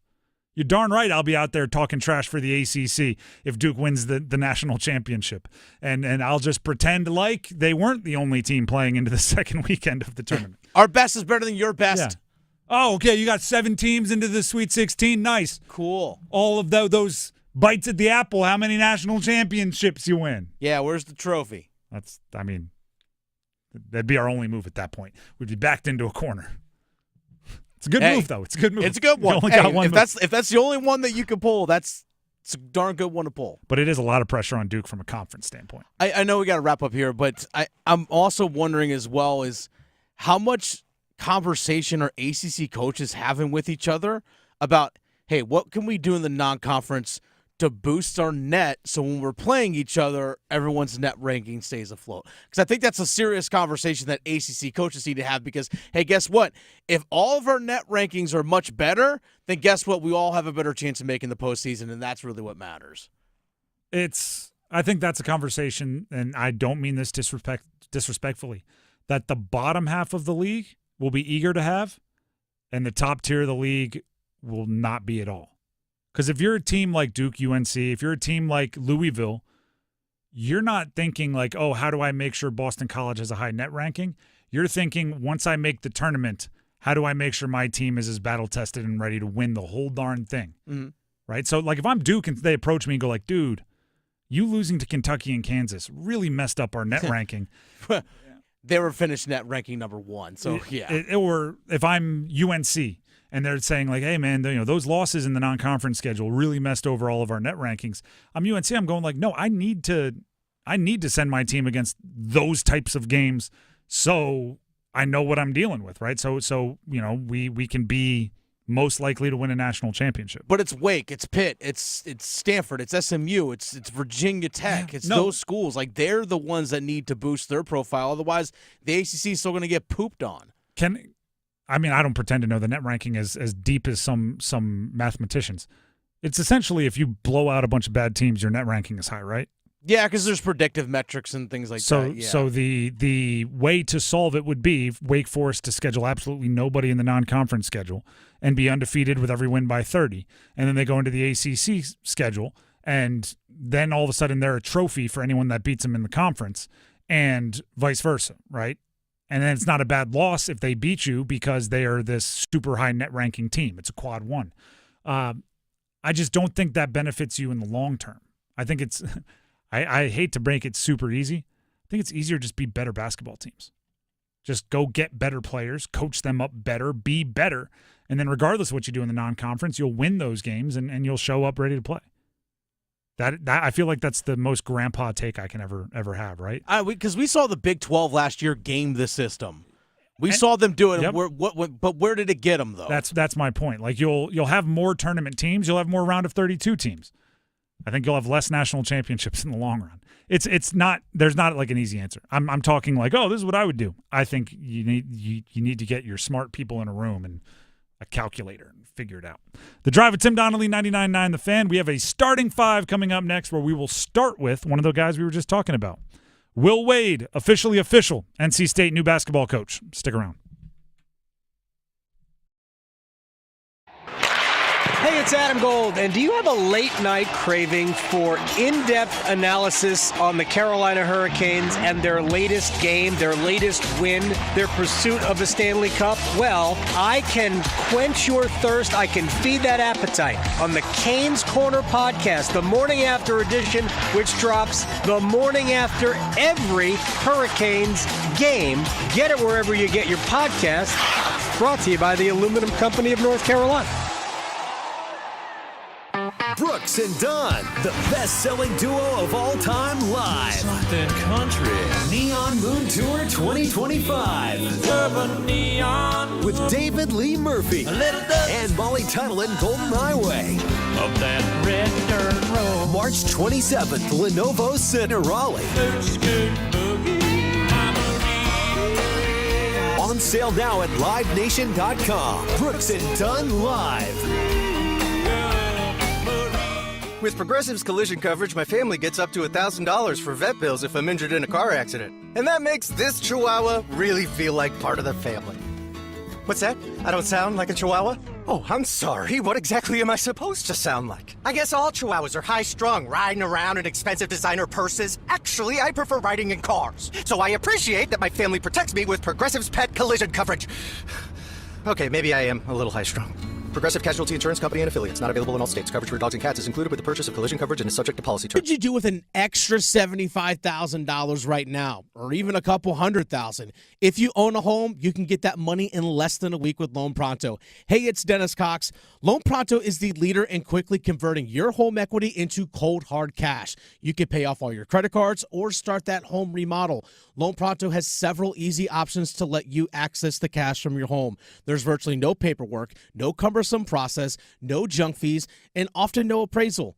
Listen, the average homeowner now has over $300,000 in equity. That's your money. Use it. One client got $150,000 out and paid off all their credit cards, 2 car loans, and a personal loan, cutting their monthly expenses by $1,500. You can get approved in as little as 1 day. So act now with no hard credit pull up front. LoanPronto.com, 919-381-1760. Get the money you need for anything. 919-381-1760, LoanPronto.com. Equal housing lender, NMLS 1661781, subject to lender approval, NMLSconsumeraccess.org. You know that feeling? That confident, swaggerific feeling that says, look at me, world, I know stuff. Own that feeling with PlaySmart, a fun new go-to resource from the North Carolina Education Lottery. With PlaySmart, get to know the odds, learn tips, set limits and budgets, and make the most of your play. Awesome feeling, right? Right. Play smart, the way smart players play. Visit ncplaysmart.com. Must be 18 to play. Problem gambling helpline 877-718-5543. This hour of the Triangle Sports Leader is powered by Ritchie Law Firm, injury lawyers. Ritchie Law is on top of it. Go to ritchielaw.com. That's ritchielaw.com. WCMC HD1 Holly Springs. Take us with you on the radio, Instagram, TikTok, Alexa, and YouTube. 99.9 The Fan, the Triangle Sports Leader. Good afternoon, everyone. I'm WRL meteorologist Mike Mays. We still have a little bit of rain in the forecast this evening. It's a small chance for rain. Clearing late tonight, cooler 46 below, partly cloudy for your Tuesday. Late showers that'll likely last into the evening as well. Tomorrow's high, 71. Weather update brought to you by Newcomb and Company, where your comfort is their business. Visit newcombandcompany.com. 5 o'clock check of your money. Dow Jones at the closing bell, up 597 points to 42,583.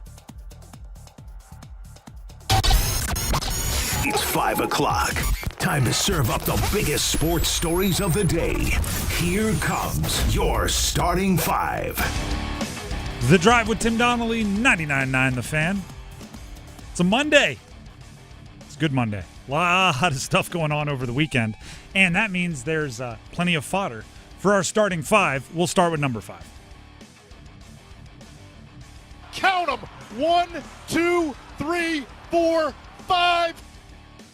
Taylor at the right now for the Pack finds McNeil Jr. He lets another one fly and got fouled on it and hits. Paul McNeil Jr. has his third first half 3 and a 4-point play opportunity. Will Wade officially the next head coach of NC State. He is in the area. We've seen it on social media. He is checking out his new office with the new nameplate right outside on NC State's within their basketball facilities. Listen, we've already done the big reactions to Will Wade being named the NC State head basketball coach because the reports were out there, and he didn't deny them, right? Refreshingly honest is kind of how I would describe his handling of the entire situation while he was leading McNeese State through the NCAA tournament, which, by the way, they lost on, Saturday? So he is now fully available and capable of taking over NC State. There is a trend, you could say, in the college basketball world. We just talked about all these facts about the Sweet 16. I've got another fact for you about the teams in the Sweet 16. This was brought up by Matt Norlander of CBS Sports.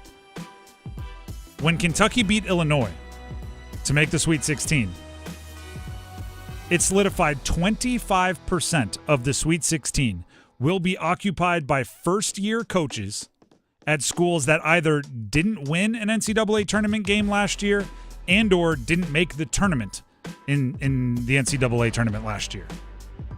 John Calipari took over Arkansas, Dusty May took over Michigan, Mark Pope took over Kentucky, and Kevin Young took over BYU.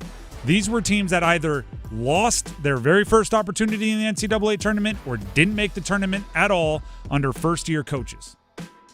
If Will Wade is what so many, and myself included, think he is, NC State fans should be expecting tournament wins next year.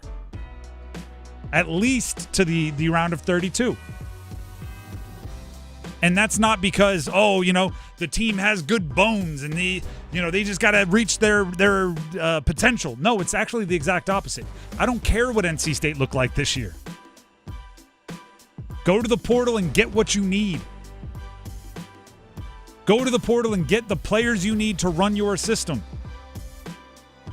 There's a point in time, not that long ago, when, like I'm talking about with trades, you got to wait 3 years to judge a trade. It used to be you had to wait 4 years to judge a college coaching hire because you had to let them recruit a class and then have that be all the way through until they're upperclassmen, and then everybody's your guy and you're not trying to win with the previous coach's players. That ain't it anymore.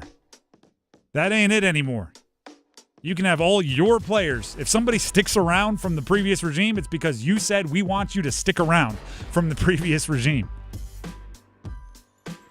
Will Wade is here. The portal opened earlier today. You want a wild fact for you, Dennis? What's that?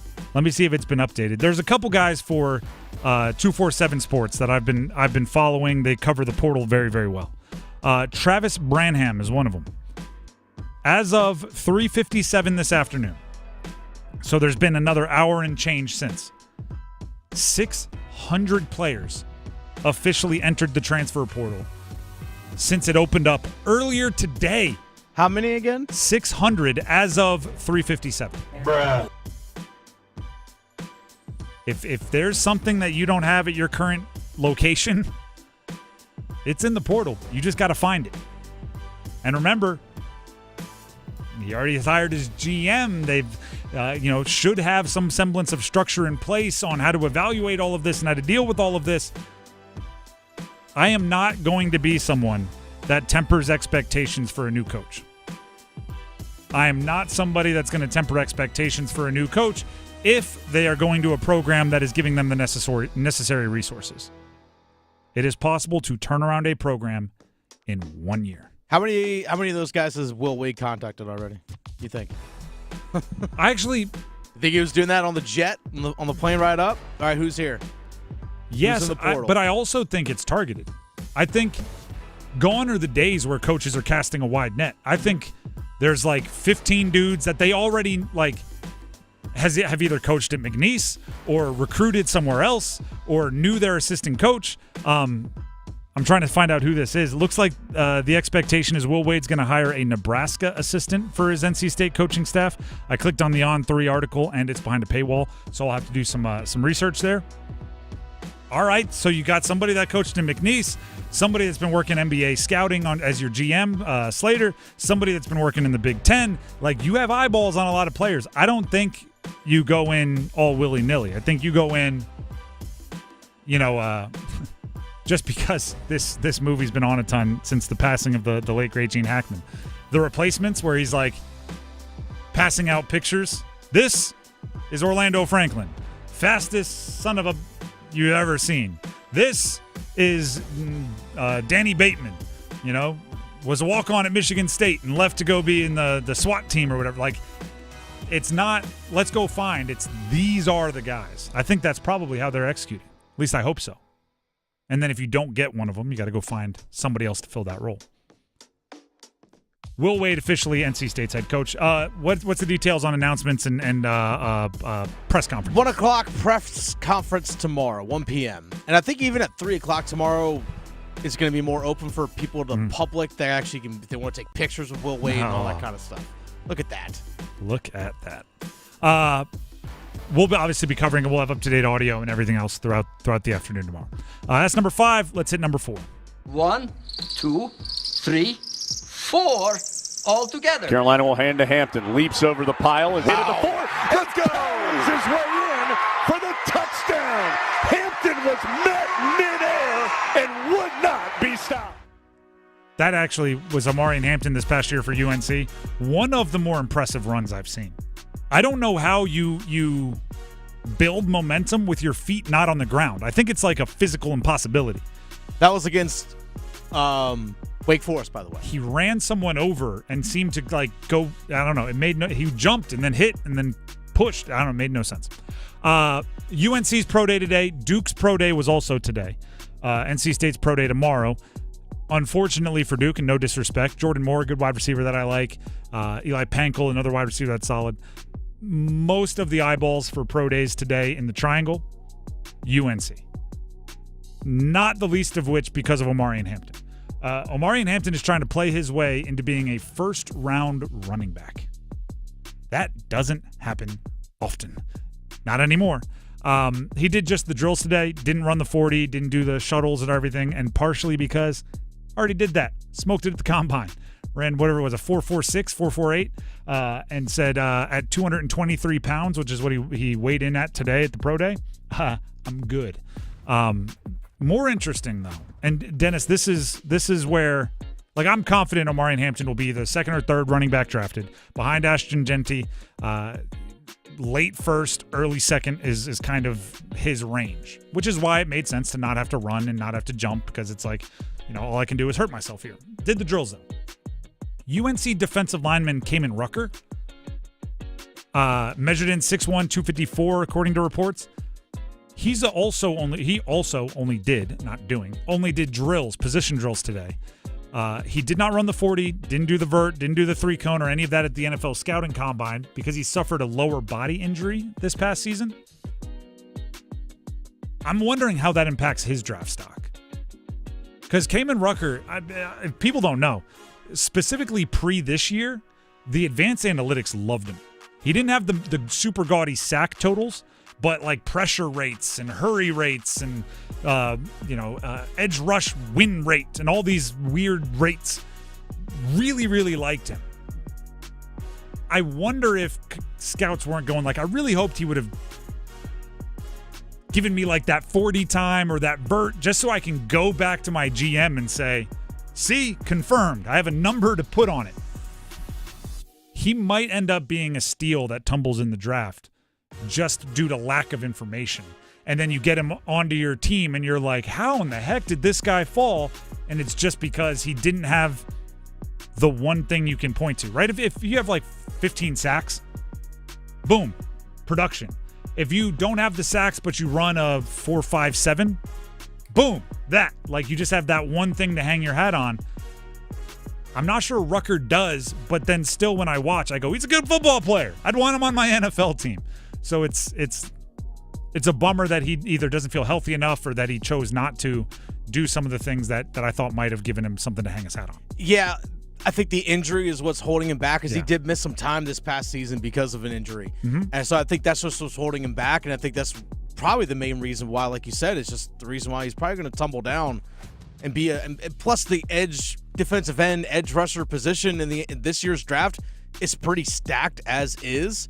So just by product of that, he might be like a late day 3 pick. I'm talking like 6th, 7th round, which again might be a steal for a team. Yes, I don't think I would advocate as a scout him being like a day 2 pick.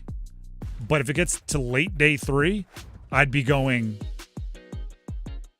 Let's take a flyer. If all this guy has to do is perform like a 4th rounder to be like a massive success, yes, I think he will do that. If I can get him like 6th round, absolutely.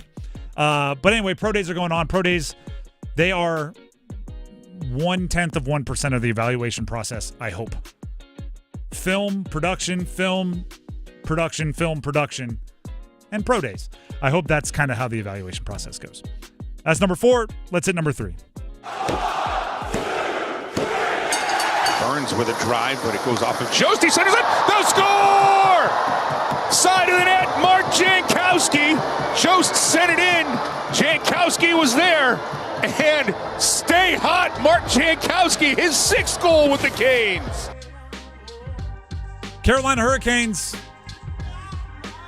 dropped 1-1-1. They've won 9 of their last 10. You just heard the goal from Jankowski there. For more info, specifically about the Canes win yesterday over the Ducks, here's 2 minutes of gold with our very own Adam Gold. Hey gang, Adam Gold here, and I've got 2 minutes for 2 points and 2 players who produced 2 moments of magic in the Hurricanes' 5-2 win in Anaheim. That's a lot of 2s, like a lot of Z's. A 2 looks like a Z. And speaking of Z's, we are brought to you by Parkway Sleep Health Centers for better sleep. All right, so the 2 players we're going to talk about here are Frederik Andersen, who turned around 35 shots in the 5-2 win. He was spectacular, especially in the 3rd period when, my gosh, Carolina, do you know how to play with a lead? You led 3-1. You allow Anaheim 20 shots on goal in the 3rd period and about 18 scoring chances. Please, manage the puck better. Andersen was spectacular. He was the first star in the game. And how about Taylor Hall? Has his first hat trick with the Carolina Hurricanes? You know what I thought was really funny is that Eric Tulsky, the GM, tricked us into thinking that the real acquisition was Mikko Rantanen. Really, Rantanen was just a vehicle to get Logan Stankoven and a couple of draft picks. But the real acquisition there was Taylor Hall, who does seem to fit in with the Hurricanes. He scores all 3 goals come in the 3rd period. One was on the power play. Yes, that's right. Carolina is allowed to score a power play goal. The next one was even prettier, actually, if you think about it. Great pass from Kotkaniemi and then a forehand-backhand move to make it 4-2. And Carolina last night countered both of Anaheim's goals almost immediately, taking the momentum right back. That is what championship caliber teams do. Think about this real quick as we close. The Hurricanes acquired Taylor Hall and Mikko Rantanen at the same time. Hall's played 20 games for Carolina. Rantanen has played 20 games combined for Carolina and Colorado. And Hall has outproduced him. Heck, Mark Jankowski has outgoaled him 6-4. Come on. In just 7 games, Mark Jankowski's done that. It's incredible. Parkway Sleep Health Centers. Sound sleep, sound health, sound off for Frederik Andersen. That's 2 minutes of gold with our very own Adam Gold, breaking down the Canes win yesterday.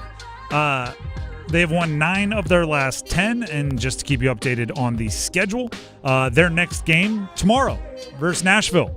7 o'clock puck drop for that one. You can hear it right here on 99.9 The Fan. What that also means is tomorrow at 4:33, we need first goal scorer predictions. Oh, yes. Have those ready for tomorrow. You can think about it. Get a jump on it. How many Mark Jankowski predictions do you think we're going to get? All of them. Yeah. First, second, and 3rd period. Yep. That's how it's going to go. Or Taylor Hall's. Yeah, true. Taylor Hall. The funny part is Nashville, Jankowski played for last year. 7 goals on a season. Had 6 in 7 games so far with the Canes. They're going to be going like, this is the guy? Yes, it is. That is the guy. That's number 3. Let's go ahead and jump to number 2. RJ trying to cross over. A step back. 3, nothing but net from the right sideline for Davis. UNC's men's basketball season came to an end in the round of 64 of the NCAA tournament versus Ole Miss. this hopefully is it's similar to the ACC. Hopefully this season is the kick in the rear that UNC needs, right? About halfway, maybe 2/3 of the way through this season, they started talking about hiring a GM. Now they have a GM. Like, sometimes you need to you hope it's not this way. Actually, this is where I should say. UNC should always be actively looking for ways to keep their advantage on everybody else. They're North Carolina. They should never have jealous eyes looking at other programs. Like, oh, geez, look at everything they have. We don't have that. They should always be at the forefront. They had fallen behind. Other teams, not to mention their rivals Duke, but SEC teams, other ACC teams, they had general managers. They had more of a front office structure. They had better ways to deal with NIL and transfer portal scouting. And UNC was still pretty much operating under what college basketball did for so many years, which is like the coach is the czar and everything falls at their feet and they do it all. And it's not how it works anymore, right? It's not how it works. So they're now catching up. I hope that this is the ignition, the catalyst that makes it so UNC is always trying to be on the cutting edge of everything. If somebody else, right? Remember when Tennessee, I think they were first to float out there putting a 10% like players fee surcharge on their tickets, and that money would all go directly to players, and everyone was going like, oh my goodness, this is so ridiculous. And now like a bunch of people are doing it. I hope UNC is more on that side of things where we're like, wow, is that really what they're doing? And then, yes, not only are they doing it, but everybody else is going to be chasing them to do it rather than reaction. Because, quite frankly, it's a bummer when UNC is no good. It feels like an incomplete college basketball season. Right? We're talking about Duke. You know, somebody called in during our Monday SoundOff earlier today and said this might be, for them, the best Duke team they've ever seen. And I'm going like, well, you know, they got to win a national championship to get in that conversation. But part of me is also going, I don't know. They weren't tested by a good enough UNC team. So we don't know if they're the best yet, right? Like, I need a old school classic knockdown drag out, multiple NBA draft picks, multiple All-Americans, like that kind of game to know. It's you shouldn't be able to win the ACC without going through a really good UNC team. And the same is true for a few other teams. So their season's over. Cold glass of water to the face. It was a bad season. You hope it never happens again. That's number 2. Let's jump to number 1. Half the shot clock is gone. Proctor again. Off of the screen set by Malowacz. A bruising screen. How about another 3? Oh, yeah! Proctor's got 5. 19 points. Back to a 20-point lead.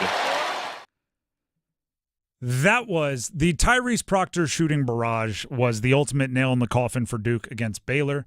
They stomped on it. And to the point, by the way, like the coach of Baylor, is it Bryce Drew or Scott Drew? One of the Drew brothers. I'm blanking on which one. Yes. He said after the game, he actually didn't even call Tyrese Proctor by his name. He called him Steph Curry. He's like, well, Steph Curry made 7 of 8 threes today, and he made 6 of 8 threes on Friday. And that's basically, you know, when the opposing team's coach is just going like, I don't know, that guy made all the threes. What am I supposed to do? That shows you what kind of game Tyrese Proctor played. And Tyrese Proctor, after the game, talked about Duke having an edge and having a killer instinct to them this season that obviously showed itself against Baylor. I think a big thing is just playing together, playing for each other. Yeah.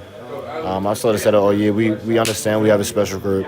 We acknowledge that, but we also we also have to have the humility of knowing how precious games are, and it could be over in an instant. So I think just everyone collectively having that understanding has been a big thing. Tyrese Proctor played really, really well, and that is important for Duke. The good news is, if Tyrese Proctor cools off, right now he's on fire, right? And it actually happened right in front of me. I was at the Duke Baylor game. The very first points of the game for either team were a transition 3 by Tyrese Proctor. Yeah. If you go look at it on my social media, I took pictures. It's right there. But the reason why I had the camera out is because I thought it was going to be a dunk for Cooper Flagg. I thought they got out in transition off a defensive play, and I thought Flagg was going to try to dunk on somebody, and I was like, I'm going to get the picture of Flagg. And Flagg ends up swinging it cross court to Proctor, catch, launch, good. First 3 points of the game. And immediately it was like, all right, the Proctor shooting that started in the ACC championship and continued against Mount St. Mary's in the first round, it's here in the second round. That's something they can use. He finished 7 of 8 from 3, which is absurd. If next game, right, they're playing Arizona later this week. If Cooper Flagg's in transition and he sees Proctor run into one of his shooting spots and he cross-courts it to him and Tyrese Proctor shoots and everybody's breath goes and it hits the side of the backboard and clanks out of bounds, I think they have a bunch of other things they can go to. Oh, easily. Which is the part of the killer instinct that I think is so important for Duke. When they're like, I'm not, hopefully he's not listening. Mike Tyson was going to knock you out with the hook, right? He was going to knock you out with the hook. If the hook wasn't there, I'm not sure what, like he, had a lot of plan Bs. He was just like, you know what? And by the way, I don't understand boxing. If you're a super boxing aficionado, do not jump, the sweet science, do not jump in my Twitter and be like, well, actually he had the jab of, I don't know. Duke has a lot of different haymakers to end the fight with. And that is wildly important at this time of year because you are talking about, specifically on Duke, 18 to 23-year-olds, right? If one of them shows up and they're not having a day, you don't have to force it. You go, all right, Tyrese Proctor, he carried us with these threes. He had six in the ACC championship, 6 in the first round, 7 in the next round. He shows up and he's hitting the side of the backboard. Cool, distribute. You got Cooper Flagg to score. Oh, Cooper Flagg gets in foul trouble. Cool. We'll go to come on Malawash on lobs. Guess what? He's got Butterfingers today. Cool. We'll go to Con Knipple. Cool. We'll go to Isaiah Evans. Like, they have so many other options, and they all at different times sense the moment and pounce on it. It was interesting talking to guys in the locker room. I talked to Sion James about this. I asked Cooper Flagg about it. I talked to Proctor about it. And I said, it feels like, how do you guys make sure the moment isn't too big? Like, you're not overwhelmed by the moment. And I think everyone in the locker room, to the extent, said, I think this team during the regular season, we really prepared ourselves for these moments because we played in some big games and had some high-profile matchups with the bright lights. But I think also everyone just says we're just staying present in the moment. Like, we're not overthinking it. Like, we still have to treat it like it's another game, even though we know what's at stake. And I think it, in a weird way, and this is just me observing, right? Not having, I go to the press conferences after, not having the insight of being in the locker room. I think part of it is they know I'm allowed to have a bad game, right? I brought this up earlier. Con Knipple had 3 points at halftime. VJ Edgecombe was playing for Baylor. Both Con Knipple and VJ Edgecombe are projected to be top 5 to 10 picks in the NBA draft. Yeah. Edgecombe pressed. He forced. Right, he tries to go and he understands I need to make a play for my team, right? And he shot threes, and he a few times he tried to dunk on some people this weekend, and was like, "Ooh, haha, that guy's impressive." But there was no way Baylor was going to win that game against Duke if Edgecombe didn't finish with 15, right? At least. Con Knipple had 3 at halftime and took 2 shots. He didn't need to go have 15. He finished with 12, but on 5 shots, and it was a good day for him. And I think that permeates to the entire team. Tyrese Proctor, trust me, he loves hitting 7 threes. He was enjoying it. He was hyping up the crowd. But he also knows if I don't, it's not the end of the world. We have other things that we can lean on, which just takes pressure off of players that 19 to 23-year-olds really don't get that often. By the way, he's still brought up. He's brought up multiple times. Proctor has. He still thinks about that Elite 8 loss to NC State. We had 0 points. 0. He still thinks it. Because, by the way, Duke was in NC State's locker room for the first 2 rounds of the tournament. That's the locker room they were using. And he's like, yeah, this was like a reminder to me. And if they looked up, there was a Final Four banner in that building. That was a reminder for them. He had 0 points in that game. He's had a bunch of points recently. Yeah. The Drive with Tim Donnelly, 99.9 The Fan. We need numbers game contestants, but before we do that, here's Dennis Cox. Hey, folks, Dennis Cox here for my friends over at Law Tigers. Folks, you're running out of time. You have less than 2 weeks to go to caniacsbike.com. Now, why do you have less than 2 weeks? Why go to caniacsbike.com? Well, let me tell you why. The Law Tigers, Tobacco Road Harley-Davidson, Shiny Side Paint, and your Carolina Hurricanes, they've all teamed up once again to give a lucky fan a motorcycle. This is the 4th year they're giving a motorcycle away. But this one's special, folks. It's a true custom build. In the past, it was a motorcycle that was custom painted, that had a Canes logos and decals and everything all on it. But this year, it's fully custom built. I've seen the bike multiple times in person. It's absolutely gorgeous. And every time I see the bike, I see more and more details that I missed the first time, and that's what makes it so special. They put a lot of effort and love into building this bike. Tobacco Road Harley-Davidson in Raleigh is the one that built the bike. Shiny Side Paint, located here in Raleigh as well. They're the ones that painted it. It's absolutely gorgeous. Go to caniacsbike.com. You'll see pictures of the motorcycle. That's where you enter to win it. Again, go to caniacsbike.com. Deadline is April 6th. That's less than 2 weeks away. So sign up now. Go to caniacsbike.com. Bike will be given away on the ice the last home game of the season. caniacsbike.com. Law Tigers is a network of independent law firms who are members of the American Association of Motorcycle Injury Lawyers. Law Tigers is not a law firm. The Drive with Tim Donnelly, 99.9 The Fan, needs numbers game contestants. Today's prize, tickets to see Thomas Rhett. He is coming to Coastal Credit Union Music Park, country music star Thomas Rhett, on July 31st. So if you want to see Thomas Rhett this July 31st, you have to call in and win the numbers game. We need 2 contestants. The number to call is 919-860-5326. That's 919-860-5326. 2-6 for your chance to win a pair of tickets to see Thomas Rhett. Call in now. Numbers game next. We're in the middle of the madness. Proctor, the 3. Proctor fired up. From the first 4 to the national championship. A lob to Cooper to punch it down. All the hoops action will be heard here. It's been the Tyrese Proctor Show. The road to San Antonio is driven by WakeMed, Roofworks, Metro Elevator, and Wilkinson Chevrolet Cadillac Buick GMC in Sanford. 99.9 The Fan, the Triangle Sports leader. See if you're a winner every night. Watch live lottery drawings on WRAL TV's 11 o'clock news. That's right, Carolina Pick 3, Carolina Pick 4, and Carolina Cash 5 numbers every night on WRAL TV's 11 o'clock news. See if you're a winner before you go off to bed. Get your lottery numbers live every night. North Carolina Education Lottery. Only on WRAL TV's 11 o'clock news. Sly Stone became an icon. A Hulu original from Questlove. Sly and the Family Stone. It can't be overstated how popular they were.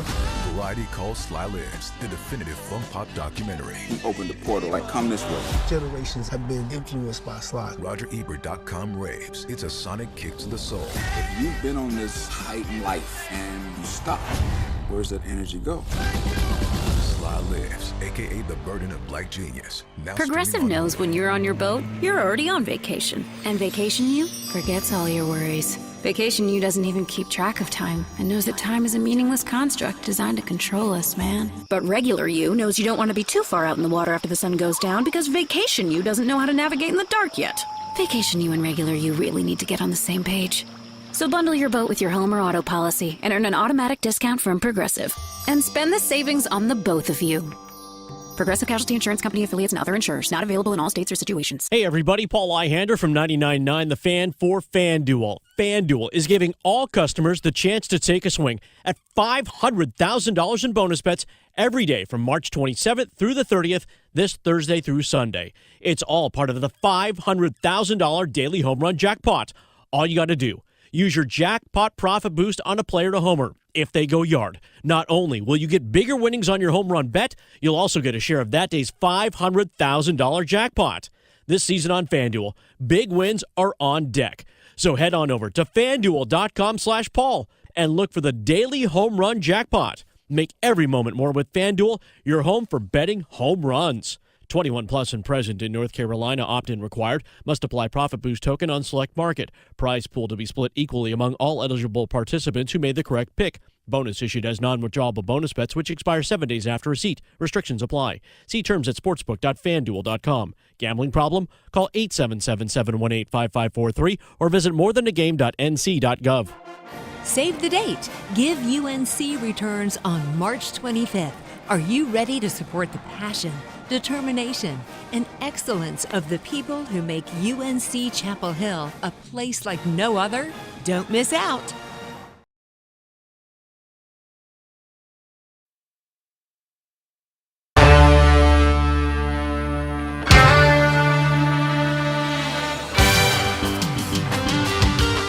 The Drive with Tim Donnelly, 99.9 The Fan. It is time to play the numbers game. We have Thomas Rhett tickets going to the winner, and the contestants are Isaiah in Wake Forest and Micah in Morrisville. As always, we'll ask a question. Dennis will choose his favorite answer. That person will get to go first. We will start with Isaiah in Wake Forest. Isaiah, are you there? Yes, sir. All right, the question for today is, what was the highlight of your weekend? But because we're a sports show, just make sure it is related to sports. What was the highlight of your past weekend? Something sports related. I think I'm gonna have to say the Canes loss and the Canes win. I liked the Canes loss because I think it kind of opened their eyes and kind of helped them get a good win against the Ducks. So yeah, that's mine. All right, had to taste their own blood a little bit and start fighting. We'll go to Micah in Morrisville. I don't know how Micah's going to do because Isaiah just took the hockey answer. Micah, what was the highlight of your past weekend? Keep it sports related. I would say Lenovo Center showing out to support March Madness. I think they made a good claim for the tournament to come back. All right, solid pivot there from our resident hockey fan on the call-in lines.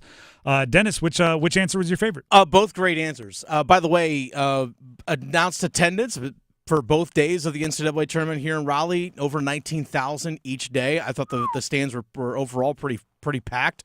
By the way, Lenovo Center will be hosting Sweet 16 and Elite 8 games in 2028, so we'll be coming back here for Sweet 16 and Elite 8 games. Not rounds 1 and 2, actual Sweet 16 and Elite 8. So they're actually hosting the East Regional here in Raleigh in 2028. That's a tough one. Mm-hmm. Yeah, the Canes come back. I'm torn, Tim. I really am torn on this one. I might lean towards Isaiah on this one. Canes, again, had the blip on Saturday, but they're rolling right now. They really went back to being their who they are, their identity. They're back to being Canes. So I'll probably go Isaiah on this one, but great answer from Micah on this one. All right, Isaiah, you get to go first. Are you ready to pick your category? Yes, sir. The categories are NFL players that played in the NFC South in 2024, NFL players that played in the AFC South in 2024, NBA players with a hyphen in their name somewhere, or NHL Hurricanes only. I think I'm going to have to go with NFC South players. All right, NFL players that were in the NFC South this past season.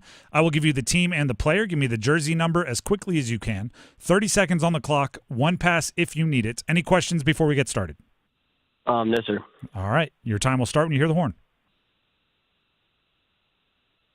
Baker Mayfield, Tampa Bay Buccaneers. 12. Incorrect. Drake London, Atlanta Falcons.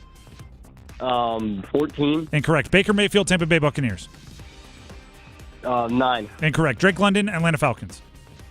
16. Incorrect. Baker Mayfield, Tampa Bay Buccaneers. Pass. Chuba Hubbard, Carolina Panthers. 30. Correct. Chris Olave, New Orleans Saints. 17. Incorrect. Drake London, Atlanta Falcons.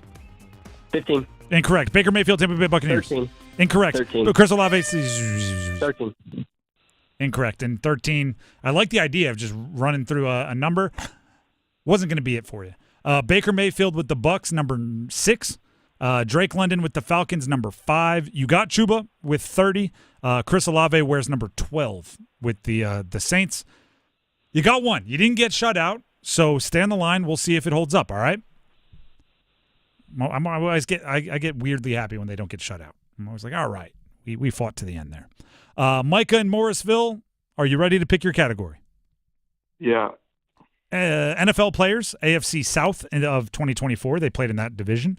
NBA players with a hyphen in their name somewhere, or NHL Hurricanes only? Hurricanes only. All right, I'll give you the team and the player. Give me the jersey number as quickly as you can. 30 seconds on the clock. One pass if you need it. I will say the team, even though we know the team in this category, just to keep it fair timing-wise with the other categories. Any question before we get started? No, I'm good. All right, your time will start when you hear the horn. Jackson Blake, Carolina Hurricanes. 53. Correct. Jalen Chatfield, Carolina Hurricanes. 5. Correct. Martin Necas, Carolina Hurricanes. 88. Correct. Kevin Adams, Carolina Hurricanes. 27. Incorrect. Derek Jocelyn, Carolina Hurricanes. 33. Correct. Kevin Adams, Carolina Hurricanes.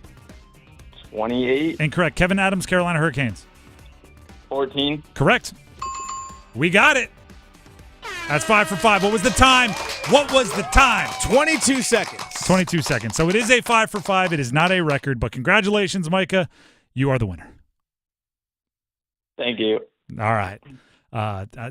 If you've listened to the show, you've heard Micah. He's won in the past. He's not the most excitable individual. He wins and kind of stays monotone. For those of you playing at home, Chatfield, we would have accepted number 5 or number 64. He's worn both.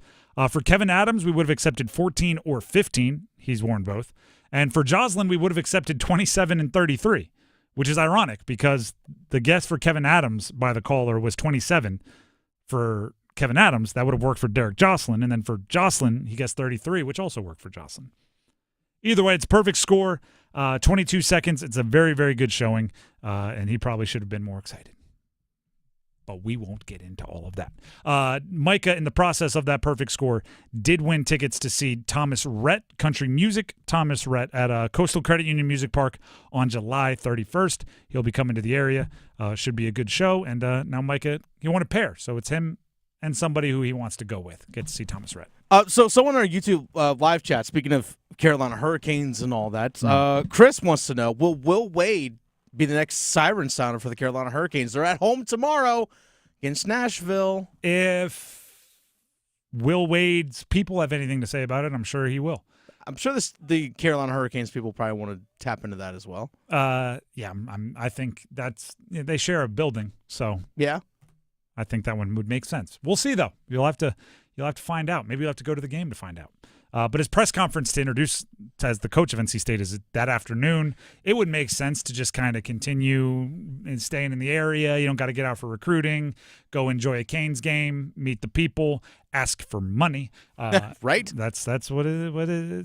Or if there's players you're recruiting out of the portal, get them down here. If you're Will Wade, and take him to the Canes game. Like, hey, you see that? See the names up in the rafters and all that. And recruiting pitch, and it's a Canes game. Have get pretty fun. Loud in here, right? Red and black, it all makes sense. And it's Mark Jankowski playing his former team as well, because Nashville Predators are coming to town. Free agent transfer, it's the same thing. Exactly. You got to think as well, like Nashville, particularly in Nashville, they're probably going to see Mark and go, "Where was that all season?" You're telling me you knew how to do that? You didn't bring that up in our team meetings. Hey, why don't I just score all the goals? Oh, you had 4 goals in 40-plus games with us, but no, you're going to have 6 and 7 games with them. Cool, buddy. Jankowski's, he's just the best goal scorer in the league. And he's under contract for next year, by the way. That's all it is. And he's what, 28 years old? Oh, he's 30. 30. 30, so yeah. Still, dude could skate, big body. Last year, I'm looking it up now. Last year, he played 48 games. He scored 10 goals. Oh, no, that's this year. Last year, he played 32 games. He scored 7 goals. This year, he's played 7 games for the Canes. He's scored 6 goals. That's hilarious. Heater. Before we move on, Dennis Cox is waving a paper at me, which means he has something he'd like to tell you. Hey, folks, Dennis Cox here for my friends over at Loan Pronto. What could you do with an extra $75,000 right now, or even a couple $100,000? If you own a home, you can get that money in less than a week with Loan Pronto. Loan Pronto is the leader in quickly converting your home equity into cold hard cash, so you can pay off all your credit cards or maybe start that home remodel you've been thinking about.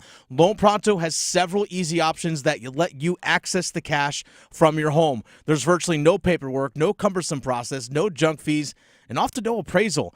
Listen, the average homeowner now has over $300,000 in equity. That's your money. Use it. One client got $150,000 out, paid off all their credit cards, 2 car loans, and a personal loan, cutting their monthly expenses by $1,500. You can get approved in as little as 1 day, so act now with no hard credit pull up front. LoanPronto.com, 919-381-1760. Get the money you need for anything. 919-381-1760, LoanPronto.com. Equal housing lender, NMLS 1661781, subject to lender approval, NMLSConsumerAccess.org. The Drive with Tim Donnelly, 99.9 The Fan. We'll be back with an open portal and more observations from college basketball. Stick around. Move your sports day forward. I love this time of year. You know, filling out the brackets, it's like going to the weirdest farmer's market ever. Yeah, I'll take some of those 15 seeds, couple of mid-majors, and what do you got on that top seed shelf there? No? Yeah, I'll take that second seed. All right, one bracket down, just 15 more to go. Get set up. Join Next Up with Paul Ihander. Mornings at 9 on 99.9 The Fan, the Triangle Sports Leader. You know what's fun about Ram Truck Month at John Heister Chrysler Dodge Jeep Ram in Lillington? You, behind the wheel of a brand new 2025 Ram 1500. With savings as much as $15,000 off a new 2025 Ram 1500 Laramie, you can have all the fun driving this powerful, rugged truck built for work, play, and everything in between. So get off your keister and get to Heister today. See dealer for details. Hurry to Ram Truck Month at John Heister Chrysler Dodge Jeep Ram in Lillington. It's bow time. Finally, lunchtime. I'm starving. What's that? This is the Bojangler from Bojangles. Ooh, with the same bold flavor as their chicken? The same. And fries. The same. Huh. Well, I've got a PB&J. Yeah, that's not the same. A crispy fish fillet dusted in Bo's famous seasoning. With cheese and tartar sauce on a fluffy bun, the Bojangler's back. Hook one while you can. It's bow time.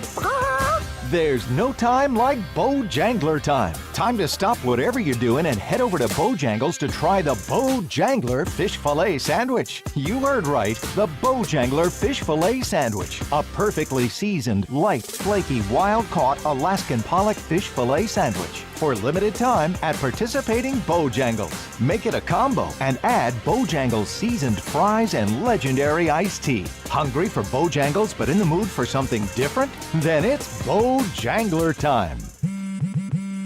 Spring forward with real unlimited data from Straight Talk this tax season and get a free Samsung Galaxy A16 5G or Moto G Power 5G 2024 with select plans. So you can stream games during Mad March hours, check the weather for April showers, and watch gardening videos about May flowers. Straight Talk, real unlimited data. Available at Walmart and straighttalk.com. Offer valid through 4/15/25. Taxes and fees apply. Requires purchase of single line gold unlimited plan or higher. For network management practices, visit straighttalk.com. Bring spring to your door with Target Circle 360. Get all you need for Easter hosting, spring get-togethers, and more with unlimited same-day delivery through Target Circle 360. From Easter basket goodies to fresh florals, getting everything the same day is easy. Open the Target app and bring the magic of the season to your door with unlimited same-day delivery through Target Circle 360. Visit target.com/circle or the Target app for more details. Subscription required. Same-day delivery is subject to terms. Applies to orders over $35. Spring is here, and there's no better time to let a new career blossom. The Wake County Public School System is hiring special education instructional assistants and bus drivers, and we need dedicated individuals to help transport kids and provide instruction to motivated students. You'll love our competitive salaries and comprehensive benefits, including retirement, and will enjoy a welcoming, positive culture that will motivate you every day. Apply now at careers.wcpss.net and discover a place where anything is possible. Are you in charge of running the building maintenance plays at your workplace? If you're facing roofing issues, you gotta get RoofWorks into the game. Hi, this is Holly with RoofWorks. You can count on us to be your MVP when it comes to taking care of your commercial building roof. We handle leaky roof repair, coatings, total replacements, upfits, and we even do commercial gutters. Let us show you what a valuable addition we are to your building maintenance team. Contact us today online at roofworks.com. That's roof, WERKS.com. This hour of the drive brought to you by Enbridge Gas, formerly Dominion Energy North Carolina Gas. Dominion Energy North Carolina Gas customers are now proudly served by Enbridge Gas. Looking forward to a bright future together. To learn more, visit enbridgegas.com.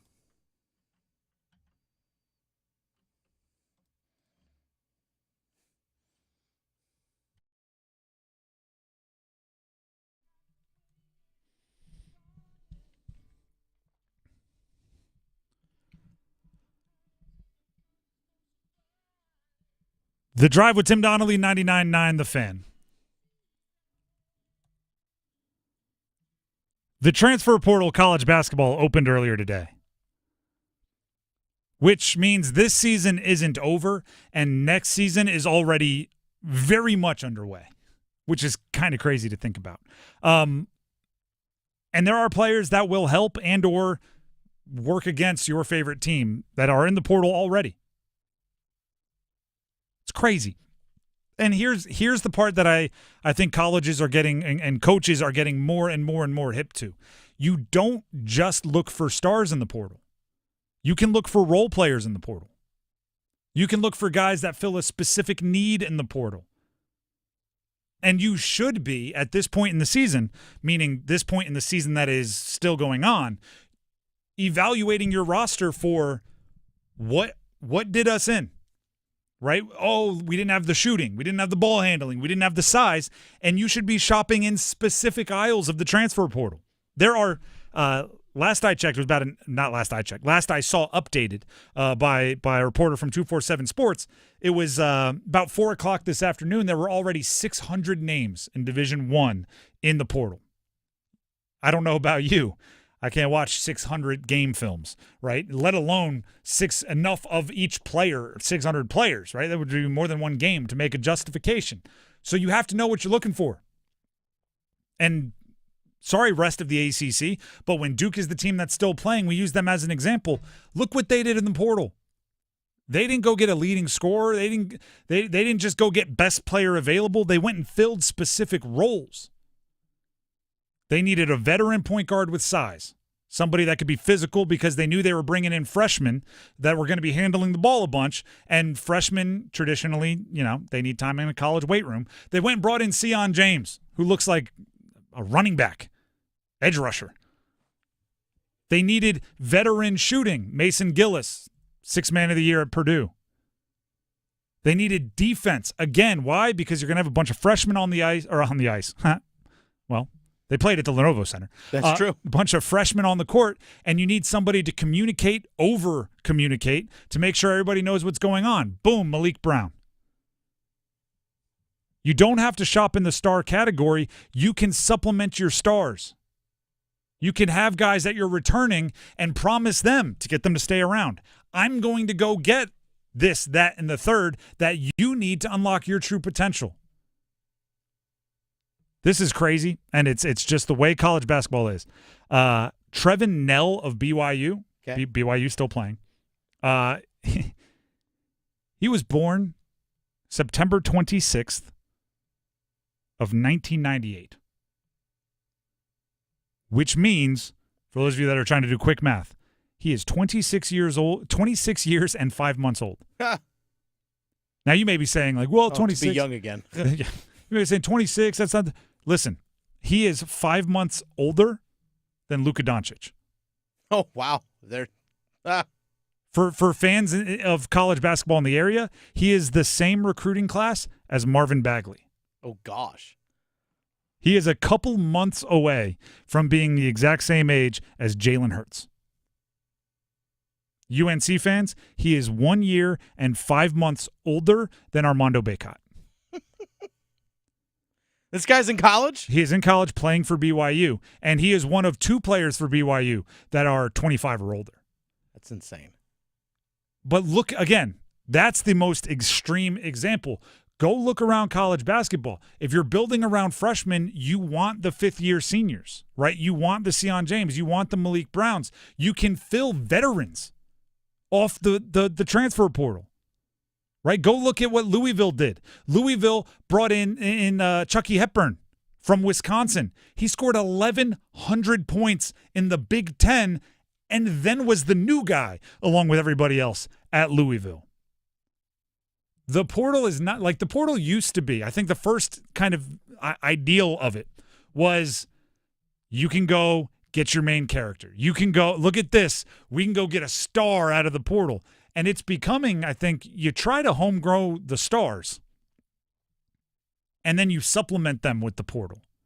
Right? Because it's really difficult to build an offense around a guy who's not there. But if you have the guy that's there, or you have a relationship with somebody from high school, like Duke did with Cooper Flagg, who had been committed for years, you can look at their game, analyze it, and decide what you need to go get. And those are the ones that are working the best. I mean, UNC did that last year. They had R.J. Davis and Armando Bacot, and they got Harrison Ingram and Cormac Ryan and Jalen Withers to go around them. The other thing is you got to get it right. There's that too. Cade Tyson and Van Allen Lubin were supposed to be the Harrison Ingram and Cormac Ryan, and it may not have worked out as well.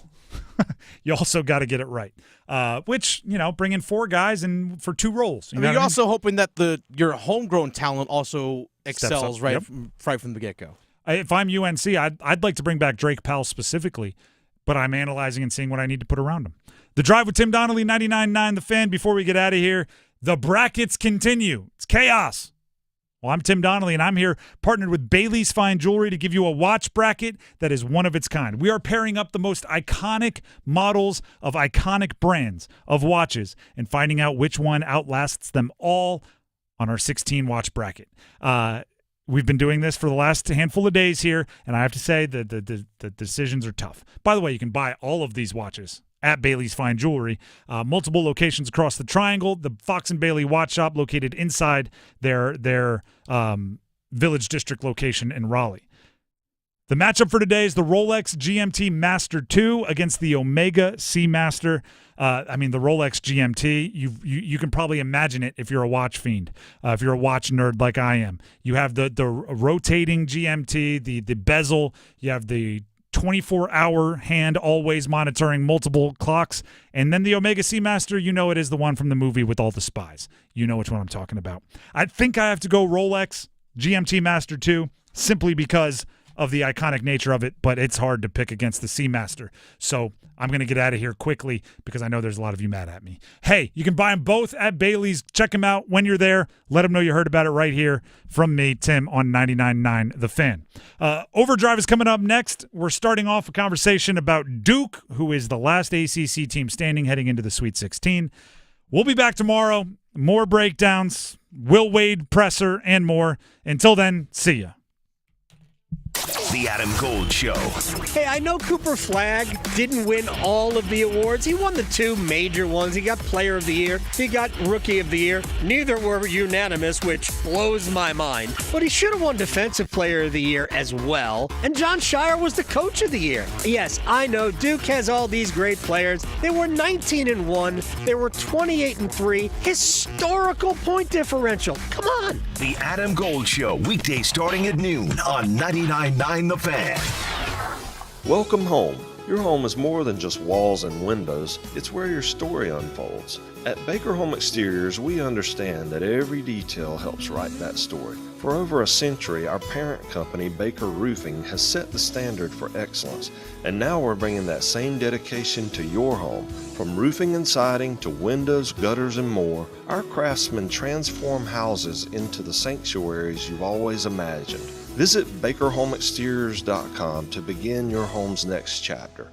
Are you suffering from chronic joint pain or just struggling with daily activities because of discomfort in your knees, back, or other parts of your body? Well, I've got great news. It's called DaVita Med Spa and Wellness, a solution that can help you get back to feeling like yourself again without the risks of invasive surgery or long-term prescription drug use. DaVita Med Spa and Wellness is a regenerative medicine clinic. Their innovative treatment options address the root cause of your pain to promote healing and prevent re-injury for long-lasting pain relief. If you